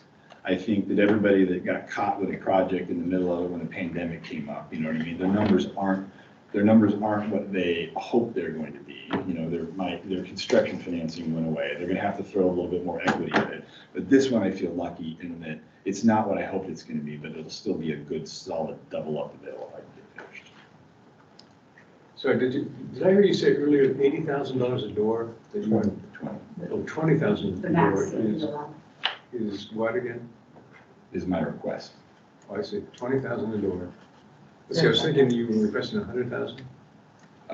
80 total. 80 total, yeah. Or just 80? Yes, sir. 4 units, 20K. But I'd take 100. It's the max allowable based on, it's my understanding, right? Yeah, correct. Thanks. So then where would your capital stack be, assuming that? There'd be a senior loan, there'd be Tura funds, there'd be public housing funds for you guys. Hopefully there'd be a little bit more public funds, and then there'd just be equity from private investors. Okay. So the capital stack isn't quite in place yet, and with 80,000 from us, it still won't be quite in place. Well, I don't think it's going to be hard to find the money, but you can't go solicit money until you know how much you need. That's part of what I'm doing here. So to raise the kind of the funds you need then on $1 million to $2 million, $3 million investment, on a $30,000 a year NOI, that's going to be tough to do. And I know your point is, the project as a whole is what you'll raise funds based on. Yeah, and I think, like I said, I think the NOI, if you're just gonna look at it, if you're not gonna consider any of the sunk costs I spent earlier as cost for the multifamily, the NOI is probably closer to 60. Okay, thank you. Yeah. Megan? Is there, I know we talked about it one time, storage for the tenants. Yep. Is there any other, did you decide to do anything with the basement as far as storage for tenants? Initially, when we were gonna do storage for the tenants, is we're gonna have those small, tiny little units where they didn't have anywhere to put their space. Now that they have more spacious 2-1s, we have plenty of room in the basement to do it if we wanted to, but I don't have plans to right now. If the market demanded it, or if the market, if it was a boon to the owner for, being able to lease storage space, we would definitely do it. It's not very expensive to build storage space. And then when do you anticipate these being finished and ready for? I have to have them done per Tura, I think by the middle of next year, but I would love to start building them this summer. All right, with that, Kristen, you got one more? Why wouldn't you just charge a lot of money for these? Like you could finesse all of your finances by charging above market rate for a swanky downtown park. Why did you decide not to go that route? It's a very good question. If you pro forma VRBO rents up there, it's a lot more lucrative to the owner. I have spent a lot of time in the world of sustainable real estate development, right, where we try to consider ourselves capitalists with a conscience, right? I think it's the right thing to do. I think it's taking a little bit less money. I think it's taking calculatively less money for a very sure bet. I think workforce housing in that project will be filled forever. So I think it's a safe route with a lower return, and I have had good luck doing things that I think are nice and helpful. And like I said, I'd like to do a lot of projects here. So if I feel if I could do something and deliver something well and nice to the community as larger things come up, that would be I would love to take down those too. This is an experiment for me too. I have a business partner, and typically we're doing larger projects. This is kind of one I'm doing by myself with my own money. It seemed fun before the pandemic started. But so this one is a little bit different, but we're going to go back to the traditional way. We'll figure out how much public assistance we can get. I got a good idea how much it's going to cost. We'll insert investor, finish this one, and hopefully go on next. I do want to say on your behalf, it's been really good to work with Danny, and we worked with him on several projects, and just from the city standpoint, this project meets all of our planning requirements as far as the code's concerned, and we actually encourage in the city of Tillamook more residents living downtown. It's close to walking distance, out of the flood zone. They can get to things easily, like the hospital and the parks. So we really encourage that type of development downtown, and I wish more developers would take advantage of those different buildings downtown. Make use of them. All right, thank you. Give everybody. I'm going to use a favorite phrase now, capitalist with a conscience. Consult developers, what I've been working with. Somewhere along the lines of compassionate conservative. That was Bush one. January, I've been looking for the community colors, and we heard her say that, and she said, gosh, I sure wish I had something. She looked all up and she said, I sure wish I had something. Kind of right down. So I said, these are the things I was thinking about using. She wants a lot of baby.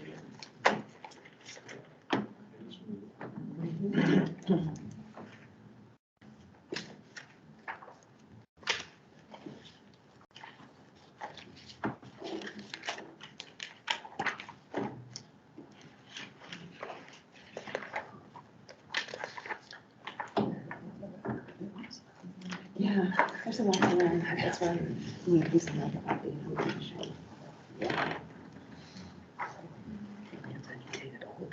Yeah.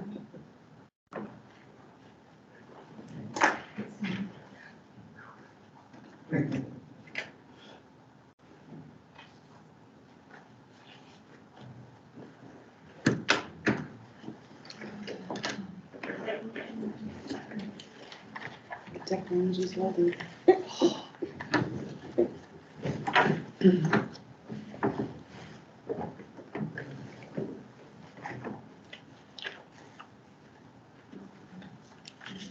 This is kind of like a high school math exam, you kind of wait till everybody's done.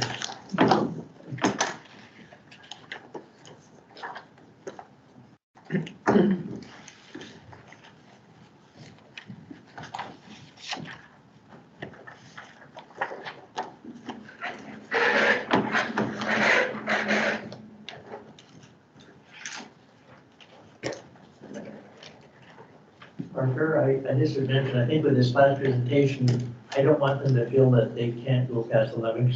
Yeah, I think we'll make sure that everyone gets the same amount of time. As they need, you know, since they've got to go last. And you know, I think that our committee reports this month will be quite brief anyways, so I think we'll have plenty of time and we won't be too far over on time. Okay.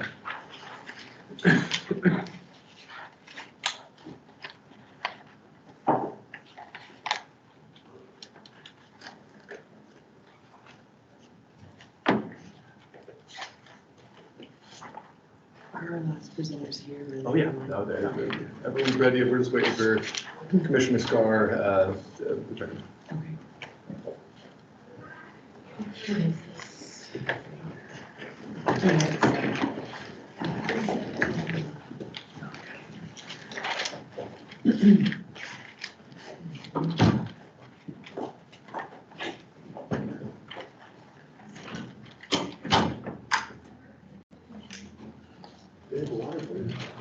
Sure, thank you.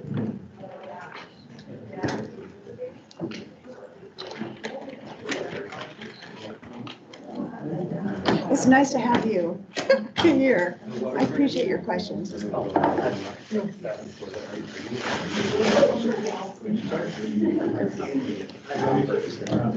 Yeah.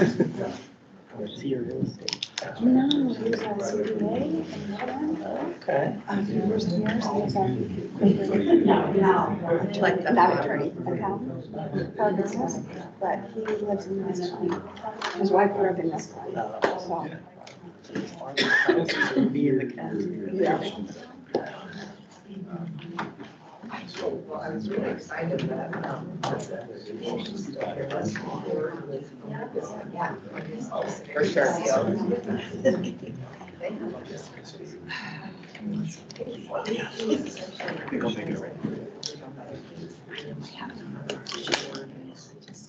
Prioritize the copies. Yeah, right. That's You're in one thing and I'm taking a copy.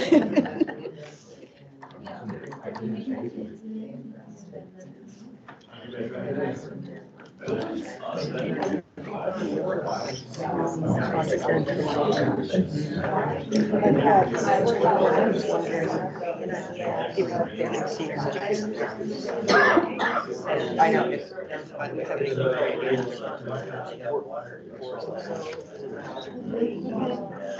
I don't think anything else. No, and we never even had a conversation about that, like, there was more money invested. So, like, what you see here is not real.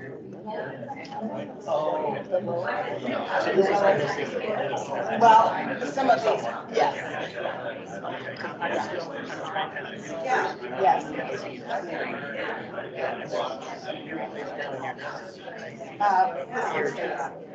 Yeah, and we did get that out.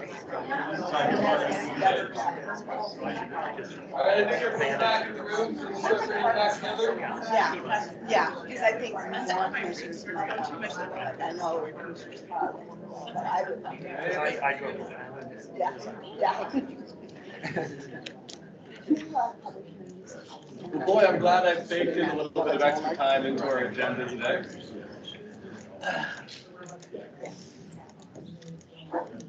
Parker, I just want to point out that this is the one remediation that we get as volunteers for the housing.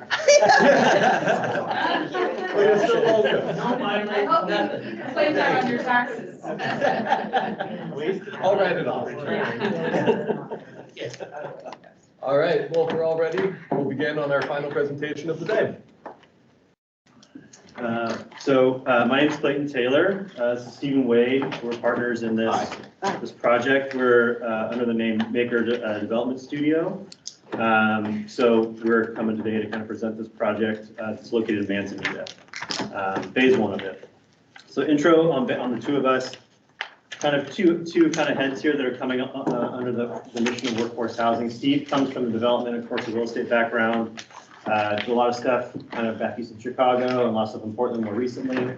I'm from the architecture side. I own my own design practice in Portland and in Los Angeles. So we design a ton of housing up and down the West Coast, specifically kind of innovating in the missing middle or workforce housing category. So that's kind of where Steve and I started kind of the brain trust between the two of us was how do we build it technically, financially, and then how do we innovate with it so that it really meets the need. We can find ways that it can actually work because we know there's so much in missing middle housing that policies are there, the kind of other kind of normal requirements of construction and financing feasibility are all there, but how can you kind of find a way in the middle of all that to make it actually kind of start to work?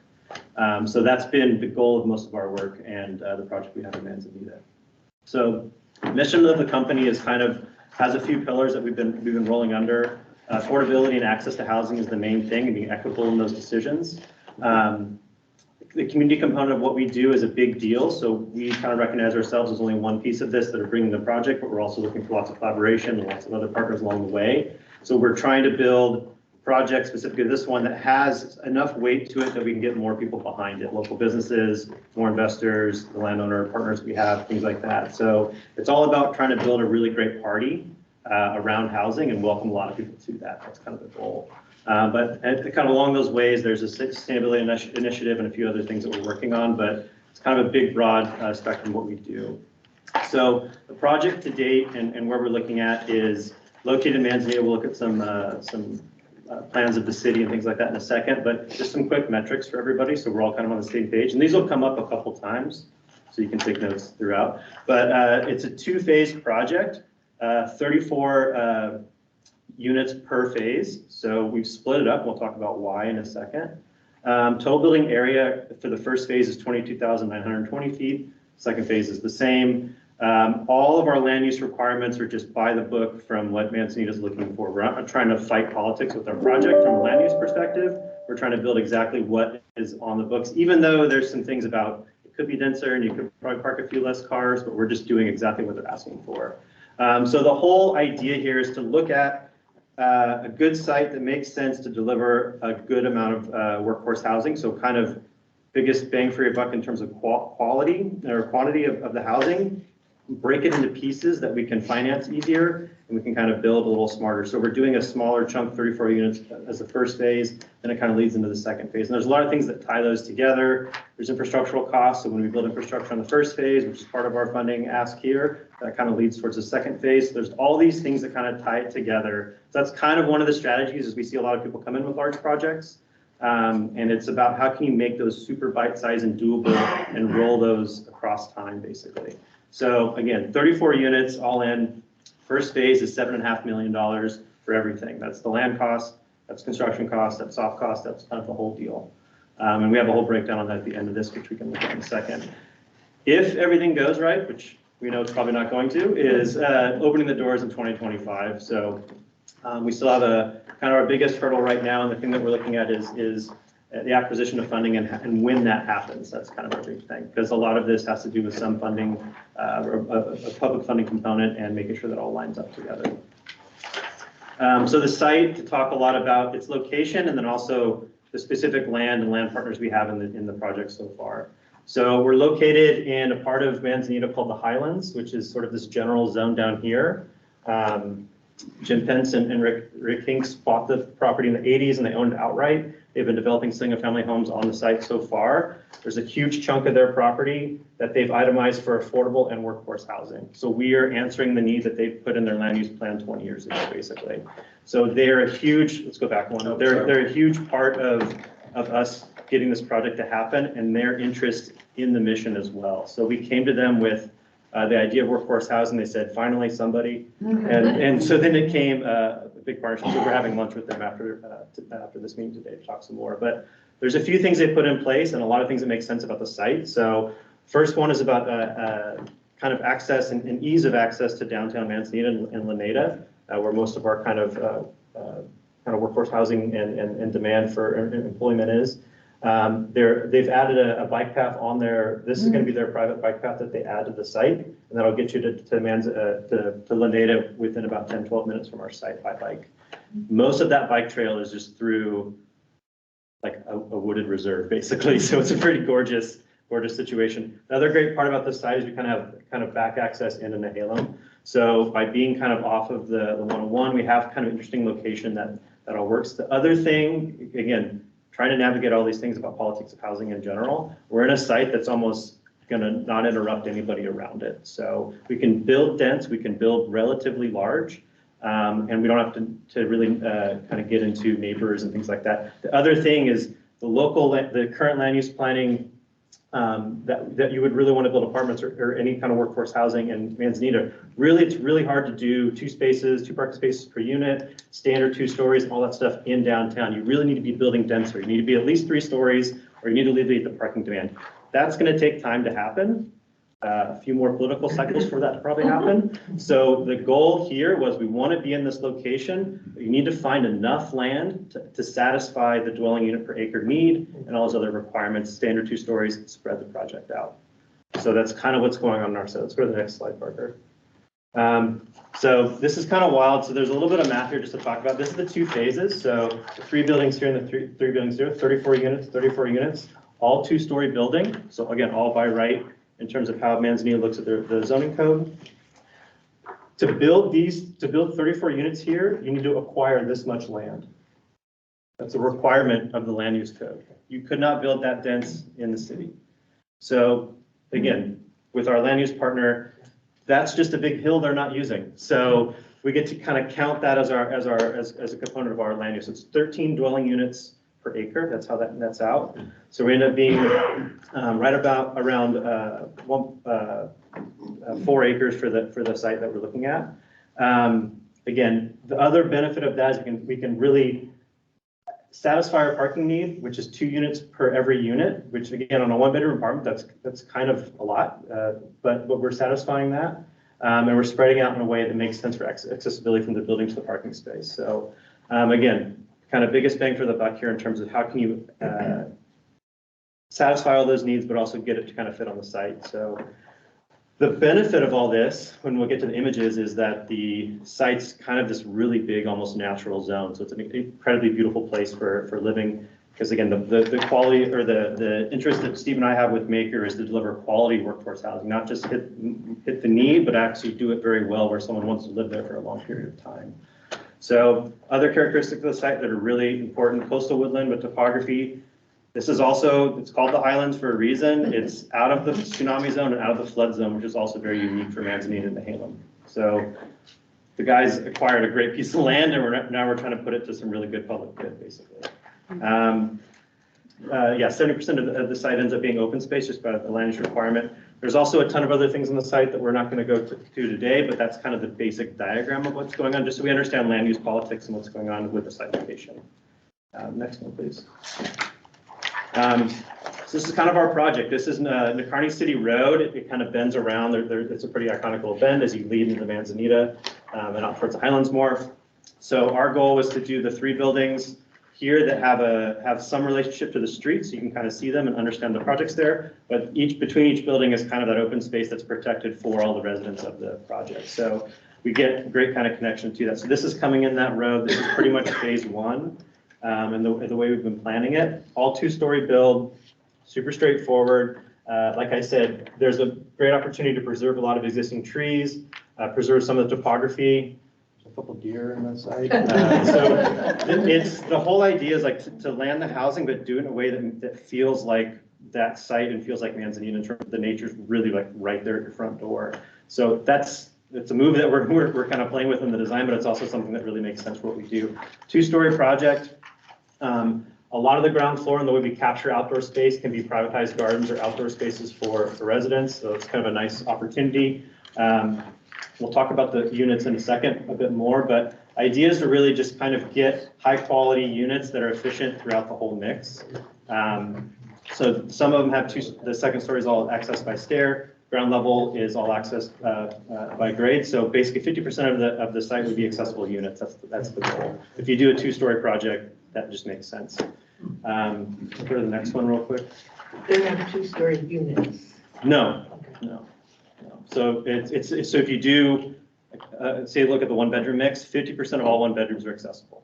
50% of all, junior 1-bedrooms or 2-bedrooms are accessible. That's how you kind of split it. So then it's kind of setting the scene for how do we get the site and everything to kind of support the buildings. There's topography we're dealing with. That's kind of one of the civil things, but again, our land use partners have done and dealt with this site quite a lot over the last 10 years or so as they've built. So lots of opportunities to capture outdoor space that's private to the unit, but also have lots of connected and community space outside the buildings as well. So great opportunity for a kind of ideal setting for living. Inside the units, we've got a relatively kind of efficient 1-bedroom setup, but some basic things that we're going with is open concept living. So really thinking about the shape of the building to make a really great feeling unit.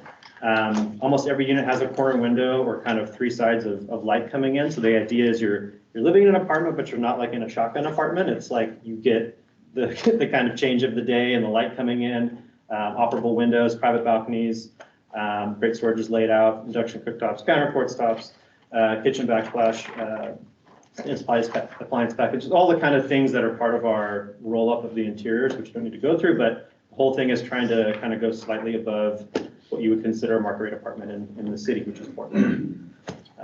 So next image. Like I said, the plan is there's some innovation in that. That's where my company West of West has kind of brought that in. It's what we call a pinwheel plan, a walk-up building. So rather than having a shotgun with a corridor in the middle and units off of it, every unit's a walk-up apartment. So you always have that front door experience, which is super great. That's a big deal when doing apartments in an area that doesn't have a lot of apartments, is give everybody a front door, make them feel like it's kind of their piece. So even when you walk up to one of the 1-bedrooms, you have your own front door with a side light in it. Like I said, 2 or sometimes 3 sides of light in these other 1-beds. Usually private balconies. So they're good size units. I think our average is 680 across the mix. Average unit size for the 1 bed. But that every piece of that square footage is supposed to be kind of beautiful, great, and livable. That's kind of our mission and our goal. That's how we've kind of come up with the plan. Again, this is a typical plan. There's a couple other versions in our mix, but that's pretty much how it works. They're always walk-up units that have the kind of pinwheeling of units around it. The next one. Like I said, the corner window thing, this is just kind of explaining that a little bit more. If we can kind of really play with how the corners and the edges of the building are expressed and experienced, I think that leads to higher quality units, higher quality of living. Again, workforce housing, but it's still desirable housing is the goal. Kind of looking at one of the kind of what we felt like the open concept kind of living spaces. Again, it is smaller, but it is within a decent 1-bedroom size, but also it's just kind of rare to get the 2 sides of light coming in. There's a full building analysis across the 3 units in there, or across the 3 different buildings we have. Like I said, 34 units. Average unit size is around 680, or 580, excuse me. We are tracking mostly 1-beds in the mix, and there's about, I think 15% 2-beds is kind of how it lays out right now. The thought, and we've talked about unit mix a lot, which has been changing, but we really want to hit the most demand we can with the building size. And for us, that's getting a really good size 1-bed. So if we go to 2-bed, it starts to get, across the project, it starts to get, basically we can't build as many units if we do more 2-bed. That's kind of the goal. So the thought here, I think the community is probably more focused on 2-beds, but we really want to get that zone of trying to take down the most amount of workforce housing kind of block that we have. So the most amount of like 1-beds is kind of your biggest bang for your buck, essentially. Phase 2 then is thought to be an adjustment into that. So there'll probably be more 2-beds in that, or even a 3-bed product that's part of that. So again, focusing on how well and how efficient can you get the one bed to work, and how kind of quality driven can that be? A lot on the numbers, like I said, 7.4 million is the total cost right now. There's a bunch of stuff here that you guys have in front of you. Also the pro forma that rolls out, which we can happy to answer questions on more if you can help me with that. And I think that's kind of the majority of where we've been looking. Let's go to the next one. Yeah, the final slide, again, the view from Kearney City Road. Big points here, 3 buildings, 34 units, great location to Manzanita and the Halem. Not in a floodplain or tsunami zone. Ideal natural setting, again, it's super quality site. We're very lucky to have these guys helping us in this process. Innovative design with about light and air, again, high quality. Utilizing existing land use requirements, like I said, it's 2 spaces per unit, 2-story buildings, period. No adjustments or modifications to that. Our funding is requested for phase 1 only as part of that capital. Infrastructure will scale to phase 2. So once we build the 1 road and scale into our site, if we just use 8-inch pipe rather than 6-inch pipe, we're good to go to help support the second one. So that's pretty good. And then the hopeful occupancy of 2025 is end of 2025 is the kind of goal there. That's pretty much the basics of it. So questions from everybody would be welcome and encouraged. SDC fees, how are you doing with those? Calculating them into the project. So we have the land use partner is also the civil engineer on the project and helping us with this. So he's helping to some degree, but yeah, it's a big part of it. Mm-hmm. We're actually going to be talking to them about that after this, digging in a little bit more.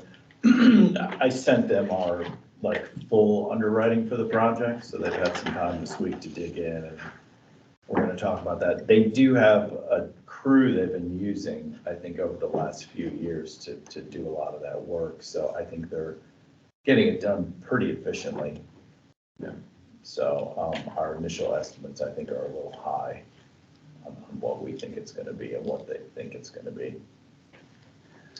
So, I mean, a big part of this grant is that we're going to take that money to entitle the entire site for phase 1 and phase 2. And then whatever funding we have left over, we're going to do infrastructure.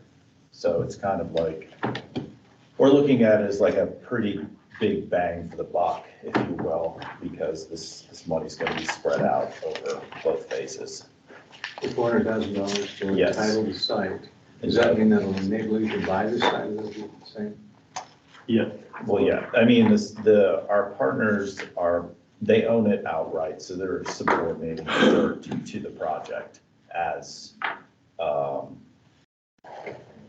know, how can I say this? They're our partners. So as far as us buying the land from them, that is probably going to happen in 3 to 4 years when we do a cash out refi and hold the project for 10 years. Then we're going to buy them out, pay out our equity partners. So the $400,000 will be used for what again? Entitlement and infrastructure. Entitlement. What does that mean, entitlement in this case? No, excuse me, it's just me, Maren. That's like, permitting. You're the architect, so I'm gonna let you take that. It's all the things to get the project, like that kind of first part of the project. So the design component of it, the kind of early land use component of it, most of it is in infrastructure stuff that we're looking at. We are building a small road from the Kearney City road into our site. That's kind of part of this phase. It's sort of all the things to get the project ready, basically. Bringing utilities to the site, capping them, having them ready for, obviously, when we start phase 1, but then having them ready for phase 2. So is the ask 400,000? I'm sorry, I don't know how, if I missed that. Yes. Okay. Yes. And I was just going to comment, or a question and comment combined. You said it was a private bike path. Would it be allowable for other community members? I think it's a public bike path. It's just on their land. It's part of their plan. Okay. And so my follow-up suggestion is to look into a transient lodging tax facilities grant if that's not already on your radar. No. Thank you. A good, I think you'd have a good shot at that. And Ms. has a question. Thank you. I am curious in looking at the mock-ups that you have here. Do you have a number of designated units that will go above and beyond the minimum requirements of ADA? And what is your focus around ADA? I think there's two ways to think about that. It is above and beyond ADA, but from a fair housing standpoint is the kind of other way to think about kind of equitable, accessible housing. So I think the theory there is to make sure we're all our ground level units have the accessible requirement or are convertible to an accessible need. So for example, the bathrooms are big enough and you wouldn't put the grab bars in for an accessible resident, but you'd have the blocking ready to convert that over. So there's a couple ways to think about how you deliver accessible need or how you kind of think about the fair housing kind of requirement from the federal level across the project. So again, you set yourself up for success though. Like if we just two-story project and make sure the whole ground level, you can get to every door accessibly. That's like, if you can do that, then you can do a lot within the unit down the road, basically. So. A curiosity around potentially having the path be accessible as well for wheeled devices, the bike path that you're talking about, so that it could be a shared path possibly.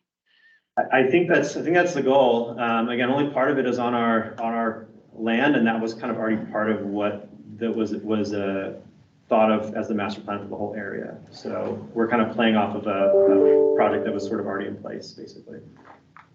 Thank you. I remember in the application, it said that you had a 5 to 10 year commitment to the project. That's a pretty short time. It's Does that 10. capture what It's you 10. meant? Our plan is to hold both phases for 10 years, if not longer. And then depending on how this goes, there is potential to do even more on this site, more workforce housing, so. I'm just wondering, like, how does it remain workforce? How do you get it to stay? We are underwriting our rents at 80 to 100% AMI. So we've actually gone through and modeled this out every door rent for each unit, and we're somewhere at like the 80 to 90% AMI. And some of the grants we take will require that hold. They'll require that period. The grants help us to achieve that. So in terms of being held accountable for it, I think is one way to think about it, is reporting and making sure that the resident is kind of in that zone still. We have to stick within that because that's how we get like tax breaks and things like that. So we can't go above that. The one part I'm not totally clear on is like the year over year increase in rents. I think they're capped at 3%, if I'm not mistaken, for workforce. I'm not sure in this case. I don't think anybody seems to know that question. I've asked that to so many people. I've heard 3 to 7. 3 to 7. So we haven't modeled that 3% increase year over year. So we're at the bottom. And we're kind of in that middle range of workforce rent numbers for our units. And Kristen, to your point, we will also be hearing from the previous recipients of our fund as they update us on their projects. And part of that is for them to let us know what their rents are at the current AMI tables. So we also will require our fundees to come and report back to us. I know we're past time, but I just wanted to ask really quick about, you haven't really spoken about the community aspect of, if there's community space or green space within, play equipment, anything like that. The trick is there's a lot, and it's trying to figure out, I think we're still early on some of the design of the full total site, but within the amount of land use we have, I think about 30% is dedicated to community space within, not that whole chunk of land I showed you, but within the developable component we have. So we've kind of allowed, that's what got us to our buildable footprint in the site. So we're required to develop the land for community uses, which are active use and also kind of other more passive kind of uses. I think it's roughly about 1.6 acres of community space that we will develop, and we've talked about. And that's to build a project that's essentially zoning required. It's required. So, but when we get into more of the site planning aspect of it, that'll kind of play out a bunch of different things. So. you know, talked about like play areas, garden boxes, picnic areas, you know. Depending on the budget, maybe pickleball, I don't know. But, you know. Have you done any other developments, a multifamily on the coast, or is it mainly Not on, been in? not on the coast, just Okay. in cities. So, you know, we've wanted to do this for a while, and the need is so urgent now, and we found these great partners, so that's Okay. kind of where we're pivoting our efforts to. In the project, we started in Portland for a workforce housing project, and it really hit the wall on a number of things just because of some of the requirements of what we were trying to do in the city. And as we started to kind of spiral away from Portland, look at the need increase in other areas, but also the viability of the project increased in other areas as well. So like I think Tillamook County and, you know, this commission being so pro-housing is part of that, you know, which I think is exciting for us to kind of see our mission make sense here the most. So. Thanks. For they're two-story units, and I know from your presentation to the Manzanita Planning Commission a while ago that there's a 28-foot issue in Manzanita height, and will that impact your two-story height? No. Hence your. It's 28 feet. It's measured from average grade plane to average roof plane. So with a slope roof, you can kind of get away with a little bit above and below. So we're 10-foot floor to floor, so it's 20 feet that we need, and we kind of have 8 foot of flexibility depending on how the floor or how the grade around the project and the roof is changing. So it's basically, it nets out to the shorthand is it's got to be a two-story building or bust. We tried 3-story and tried to work around that, and we talked with a couple folks. They said, yeah, you might be able to convince somebody, but not everybody. Right. So the earlier application we had that Parker saw was a 3-story project. So during this process, we've redesigned the whole project for this meeting and from the community needs that we heard. So that's kind of been the way that we've been working because he's a developer and I'm an architect. We have this kind of rapid response of the project kind of evolving.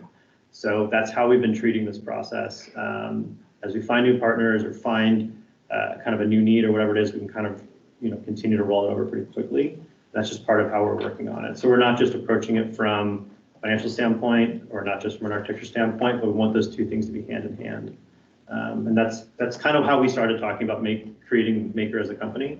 And it's been kind of pretty interesting as we've been involved in different projects. So there's some nimbleness to that that's very helpful. Thank you. I've noticed that phase 1 is mostly 1 bedroom. Is there more need in that community up there for 1 bedroom versus 2? I mean, my concern is that you're not gonna be able to fill the 1 to be able to continue with phase 2. There's a high need for 1 bedroom? Yes, I'd say there is for sure. There's a higher need in Tillamook County for 2 beds than you normally see in other communities, for sure. But I think the other component of that is cost per door and trying to make sure that we can get more units delivered to market, right? So if we can stick with predominantly 1 bedrooms, we could deliver like 15 more units than we could if it was more of a 2-bedroom mix. Just the way the 2 bedrooms cost us more than the 1 bedrooms for sure. But then you get into like, yeah, can you lease them or not? So the theory was to do larger 1 bedrooms that can really serve a couple at least, and make sure that gets delivered and works. And that's kind of the working plan right now based off of how we're approaching the market. If we change our minds on that, you saw the 1-bedroom module, there's the 2-bedroom module, which is planned as well. We might flip to that if we have to, but that does end up costing a bit more. We got to kind of change the metrics to get there then. So again, we've just kept this line of like, how do we get the most amount of units for that piece of land and get them kind of most feasibly to market in those situations. So I do think the demographics in Manzanita are different than just about anywhere other than maybe Echo being a similar demographic. Yes, there's a lot of younger workforce folks there that I think will absorb these before we're even done building, quite honestly.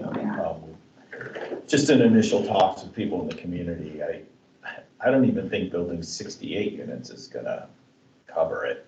I think they need. And the fact that there's 100. there's so little one bedrooms out there at all. So I think in some ways, you talk about demand from what's currently there in the 2-bedroom being that. I think there's also, what we were talking about on the way here, you're almost kind of creating that market of the 1-bedroom as well, because the need is there. But there's nothing really answering it right now. So again, it's a little bit of a bet on the 1-bedroom, to be clear, but we have kind of our reasons why we think that works. Yeah. If density rates were to accommodate, could you develop further up on that Yeah. piece? Yes. Is there? So it's a really good case, just for everyone's education on that. Like, you could build on the whole piece of land, but the land use code currently doesn't allow you to do that. And then you could do it in town if you wanted to, if you found the right site with enough land. But then because of the 2-story thing, I can't park under the building, so I can't do your typical park under kind of product. So, because I would pay for parking and then put a 1-story building on top of it, that makes no sense. So it's kind of a funny thing, but if we're talking about delivering housing as soon as possible, I think you need to work with what's there. So that, again, that's been a lot of us just listening and making sure that we're rolling those discussions into what's here, so. I may, Megan, as you know, we are having those conversations as city planners and city managers to look at that additional land area per dwelling unit. What does that really serve? And are there other ways to achieve open space? Layla's been an amazing partner in that, and she's fabulous. So I expect some of this conversation maybe to shift in the next year. So I think also the parking thing too, I think parking on the coast is a different thing because of the seasonal traffic of parking, right? But a 1-bedroom apartment with 2 spaces is a little odd sometimes. So like usually we'll see like a 1.5 spaces per unit as a way to kind of mitigate when you get into this type of housing. Especially when you look at workforce housing, I don't know, like in Tillamook, or in Troutdale, they just updated their parking code to match the workforce housing need, and that's unlocked a bunch of sites.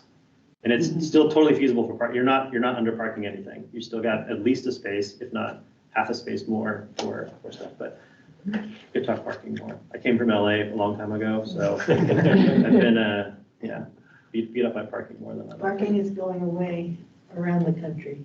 There's still a market need though. Like, so like if we took parking away from Manzanita, like no one's gonna like that, even if you could do it by right. Doctor or anything Yeah, else. so it's still, you need to find that balance of market versus requirements, but yeah. Your $7.4 million cost for phase 1, how are you doing it, putting that capital together? It's basically gonna be a mix of private, public, and just standard construction loan. I'm talking to a couple banks right now about lending. So it's not in place at this point?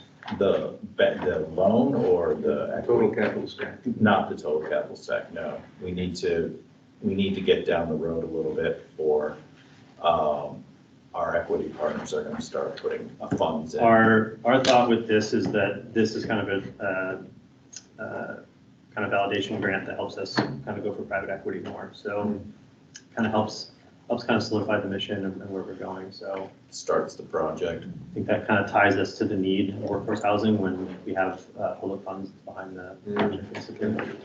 Well, from an equity point of view, this is a killer because you're showing some great returns. Definitely. That's for 2 reasons. One is that your cost per square foot is low, $249 a foot is wonderful. The other is that your projections, your operating costs are about 13–14% of your net revenues. And normally that's 40%. And so if you can get away with operating costs of 13–14%, good on you. But that'd be very unusual in my experience to be able to do that. So for those 2 reasons, in terms of your pro forma, you're going out to 2025 or 27, sorry. You've got a $9 million value on your property at a current cost of $7.4 million. So raising the equity shouldn't be an issue for you. No, we hope it's not. Participants can do their due diligence and decide this is real stuff. From what we've been talking with private capital side, it's got to be mission driven dollars. So it's got to be going towards like workforce housing or affordable housing. Like that's, I think, where we find people most interested in having a discussion. Right, so and you're doing that. Yeah. You've got a real good rate of return on it. So You've got an amazing site. I mean, just if you walk that site, it's Going back to the numbers, the Yeah. numbers are stellar in terms of rate of return. That's unusual for workforce housing. So you can pull it off, it's great, and it's a wonderful design. Thank you. Are there any other questions? Great, then I'll give everyone a few moments to finish out on theirs. We'll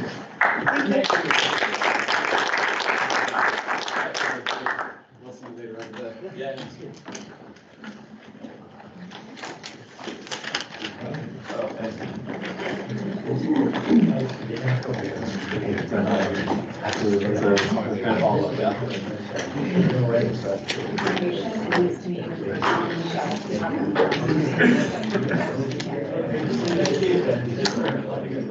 Yeah, excited. You got to go take First one, what the ask was, I believe. On the first one? Yeah, I didn't focus in on that until the second. Personnel obvious. So 280. I think so. So you can only do 20. Yeah, it's supposed to be 11. So 20 per year. And we only have 4. Right. Yeah. Well, so it can't be 280 because most of them. Right, they're having. It would be 240. Because 12, right? 12 times 20 and 240. So that, I don't know if that's the total cost of water and sewer, maybe. Eating the difference or hoping to get Yeah. Well, they changed the original They really, yeah, that's why I was kind of surprised. And I must have missed something.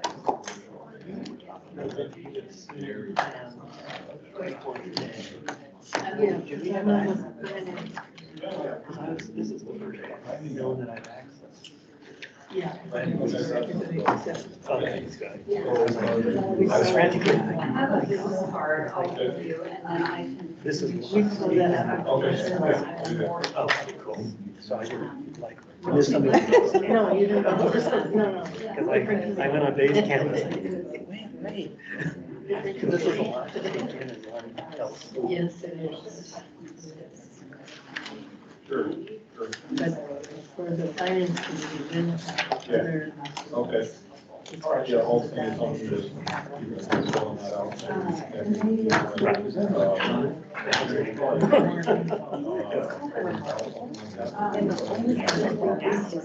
Filling that out. They are. Impressed. Absolutely. So I have all this different folders. Your discussion. Usually at the end of the week, what I do is I. They're hard for you to get. Because how you define it. It's sort of like having a car. Because I always want to any head. Then any head. I'm way up on the hill, so I don't have to. But Talking about one of those land trusts. Something that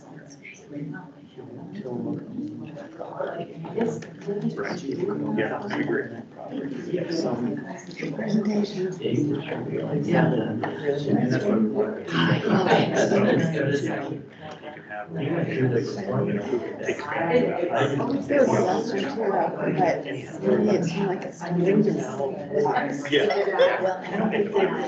Yes. Yes.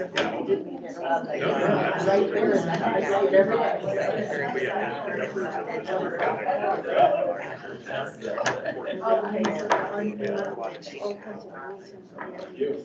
My wife was former CPA, so we're just Which is awesome. Thank you.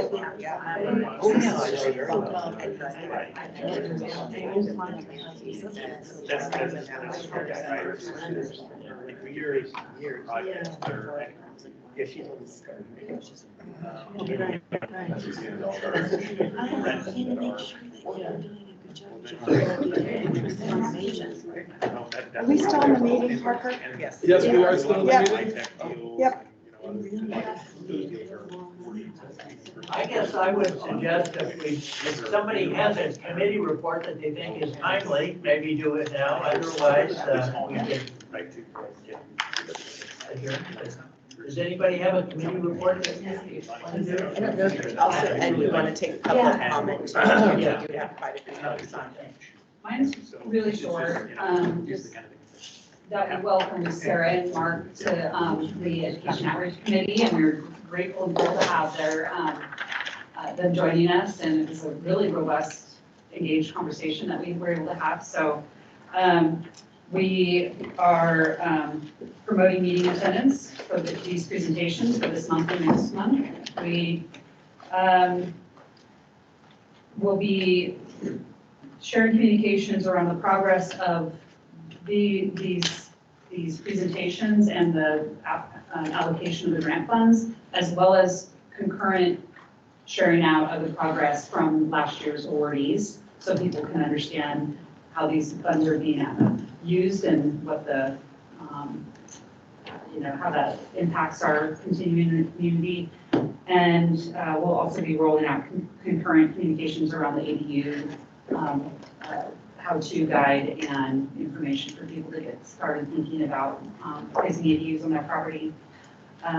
So please watch for those communications, share them out within your networks. The only other thing that did come up, that I had a fairly lengthy conversation about, is that there are opportunities maybe to relook at the name of the multi-family housing grant That was funds. really funny, It was Sarah. awesome. There's what is this MFF? Yeah. We all secretly admitted that there is an acronym buried in there that isn't necessarily ideal. And so maybe we have an opportunity to shorten the name, make it a little more appropriate for the casual observer. You're right there, sorry. Hey, I was there way before you were, and I was like, I already caused so much trouble, this is gonna keep it. But now I'm like, yes. I think every committee has some element that they have identified this round that obviously needs some improvement and work and care. And we're going to reserve a big chunk of our February meeting to making sure that we get all of those identified and begin to work on them as we cruise towards 2024. So that's my report. Anybody from the committee have anything else to add?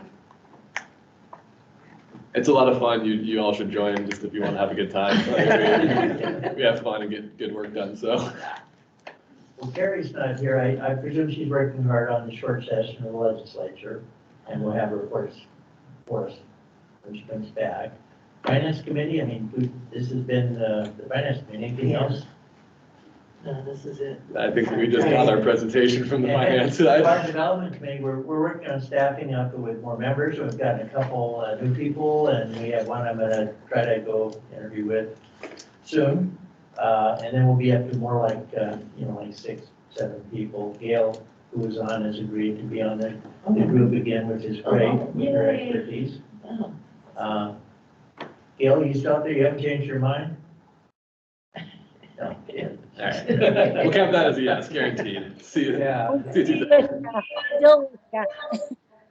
Okay. Anything else? We get public comment? Any of the people that are online or still here? Any questions? Yeah, Sure. I'd like to comment. Go ahead, Gail. I'm just really excited by the diversity of applicants. I think that's been one of the longstanding goals for workforce housing, is to not just do the cheapest, fastest thing we can do, but to cover the ground with lots of ideas. And I think it's really exciting to see such broad diversity in the applicants. So that's it.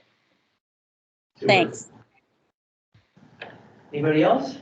We need more money. Oh, Amen. where's that finance group? They need to get on it. They're spending more money. Well, but Erin is working on it too. Yeah, she is. With local. We had a real good meeting, Aaron and Parker and Sarah and I, earlier this week, and talked about some of these issues of funding, and she does have a lot of good ideas. She's kind of the expert in the room right now. Yes, she is. On that issue. Speaking of experts in the room, I was gonna grab him on the way out the door, but I just want to publicly thank Dave Bennett for his service on this commission. I cannot tell you how much I appreciate your expertise and you being patient with the processes and applying your knowledge to this process. It's really valuable. Thank Yeah. you. Thank you. Yeah. I think people figured out he's a CPA at some point. Okay, anything else, or we're a little bit over time, but this was a great session. I think everybody got to say how they're saying, which is important. And we're adjourned. And we'll have more next month, right? Yep, we will have our next 4 next month. So Great job, Parker. Thank you. Organized, working with all of the presenters. They did a Great. phenomenal job. you know, before we break, is there anything that should be done differently next month? Could we see this before the meeting? Yes. This time we didn't get them because I didn't get my last of the slides until yesterday. And I didn't think it was fair to send out a portion of them. So I'll come around and collect if you haven't your scores. And thank you so much, everybody, for your participation today. Meeting adjourned, right? Yeah, meeting adjourned. So can I take this for our finance Yes. committee meeting? Sorry. Everything else you can take home.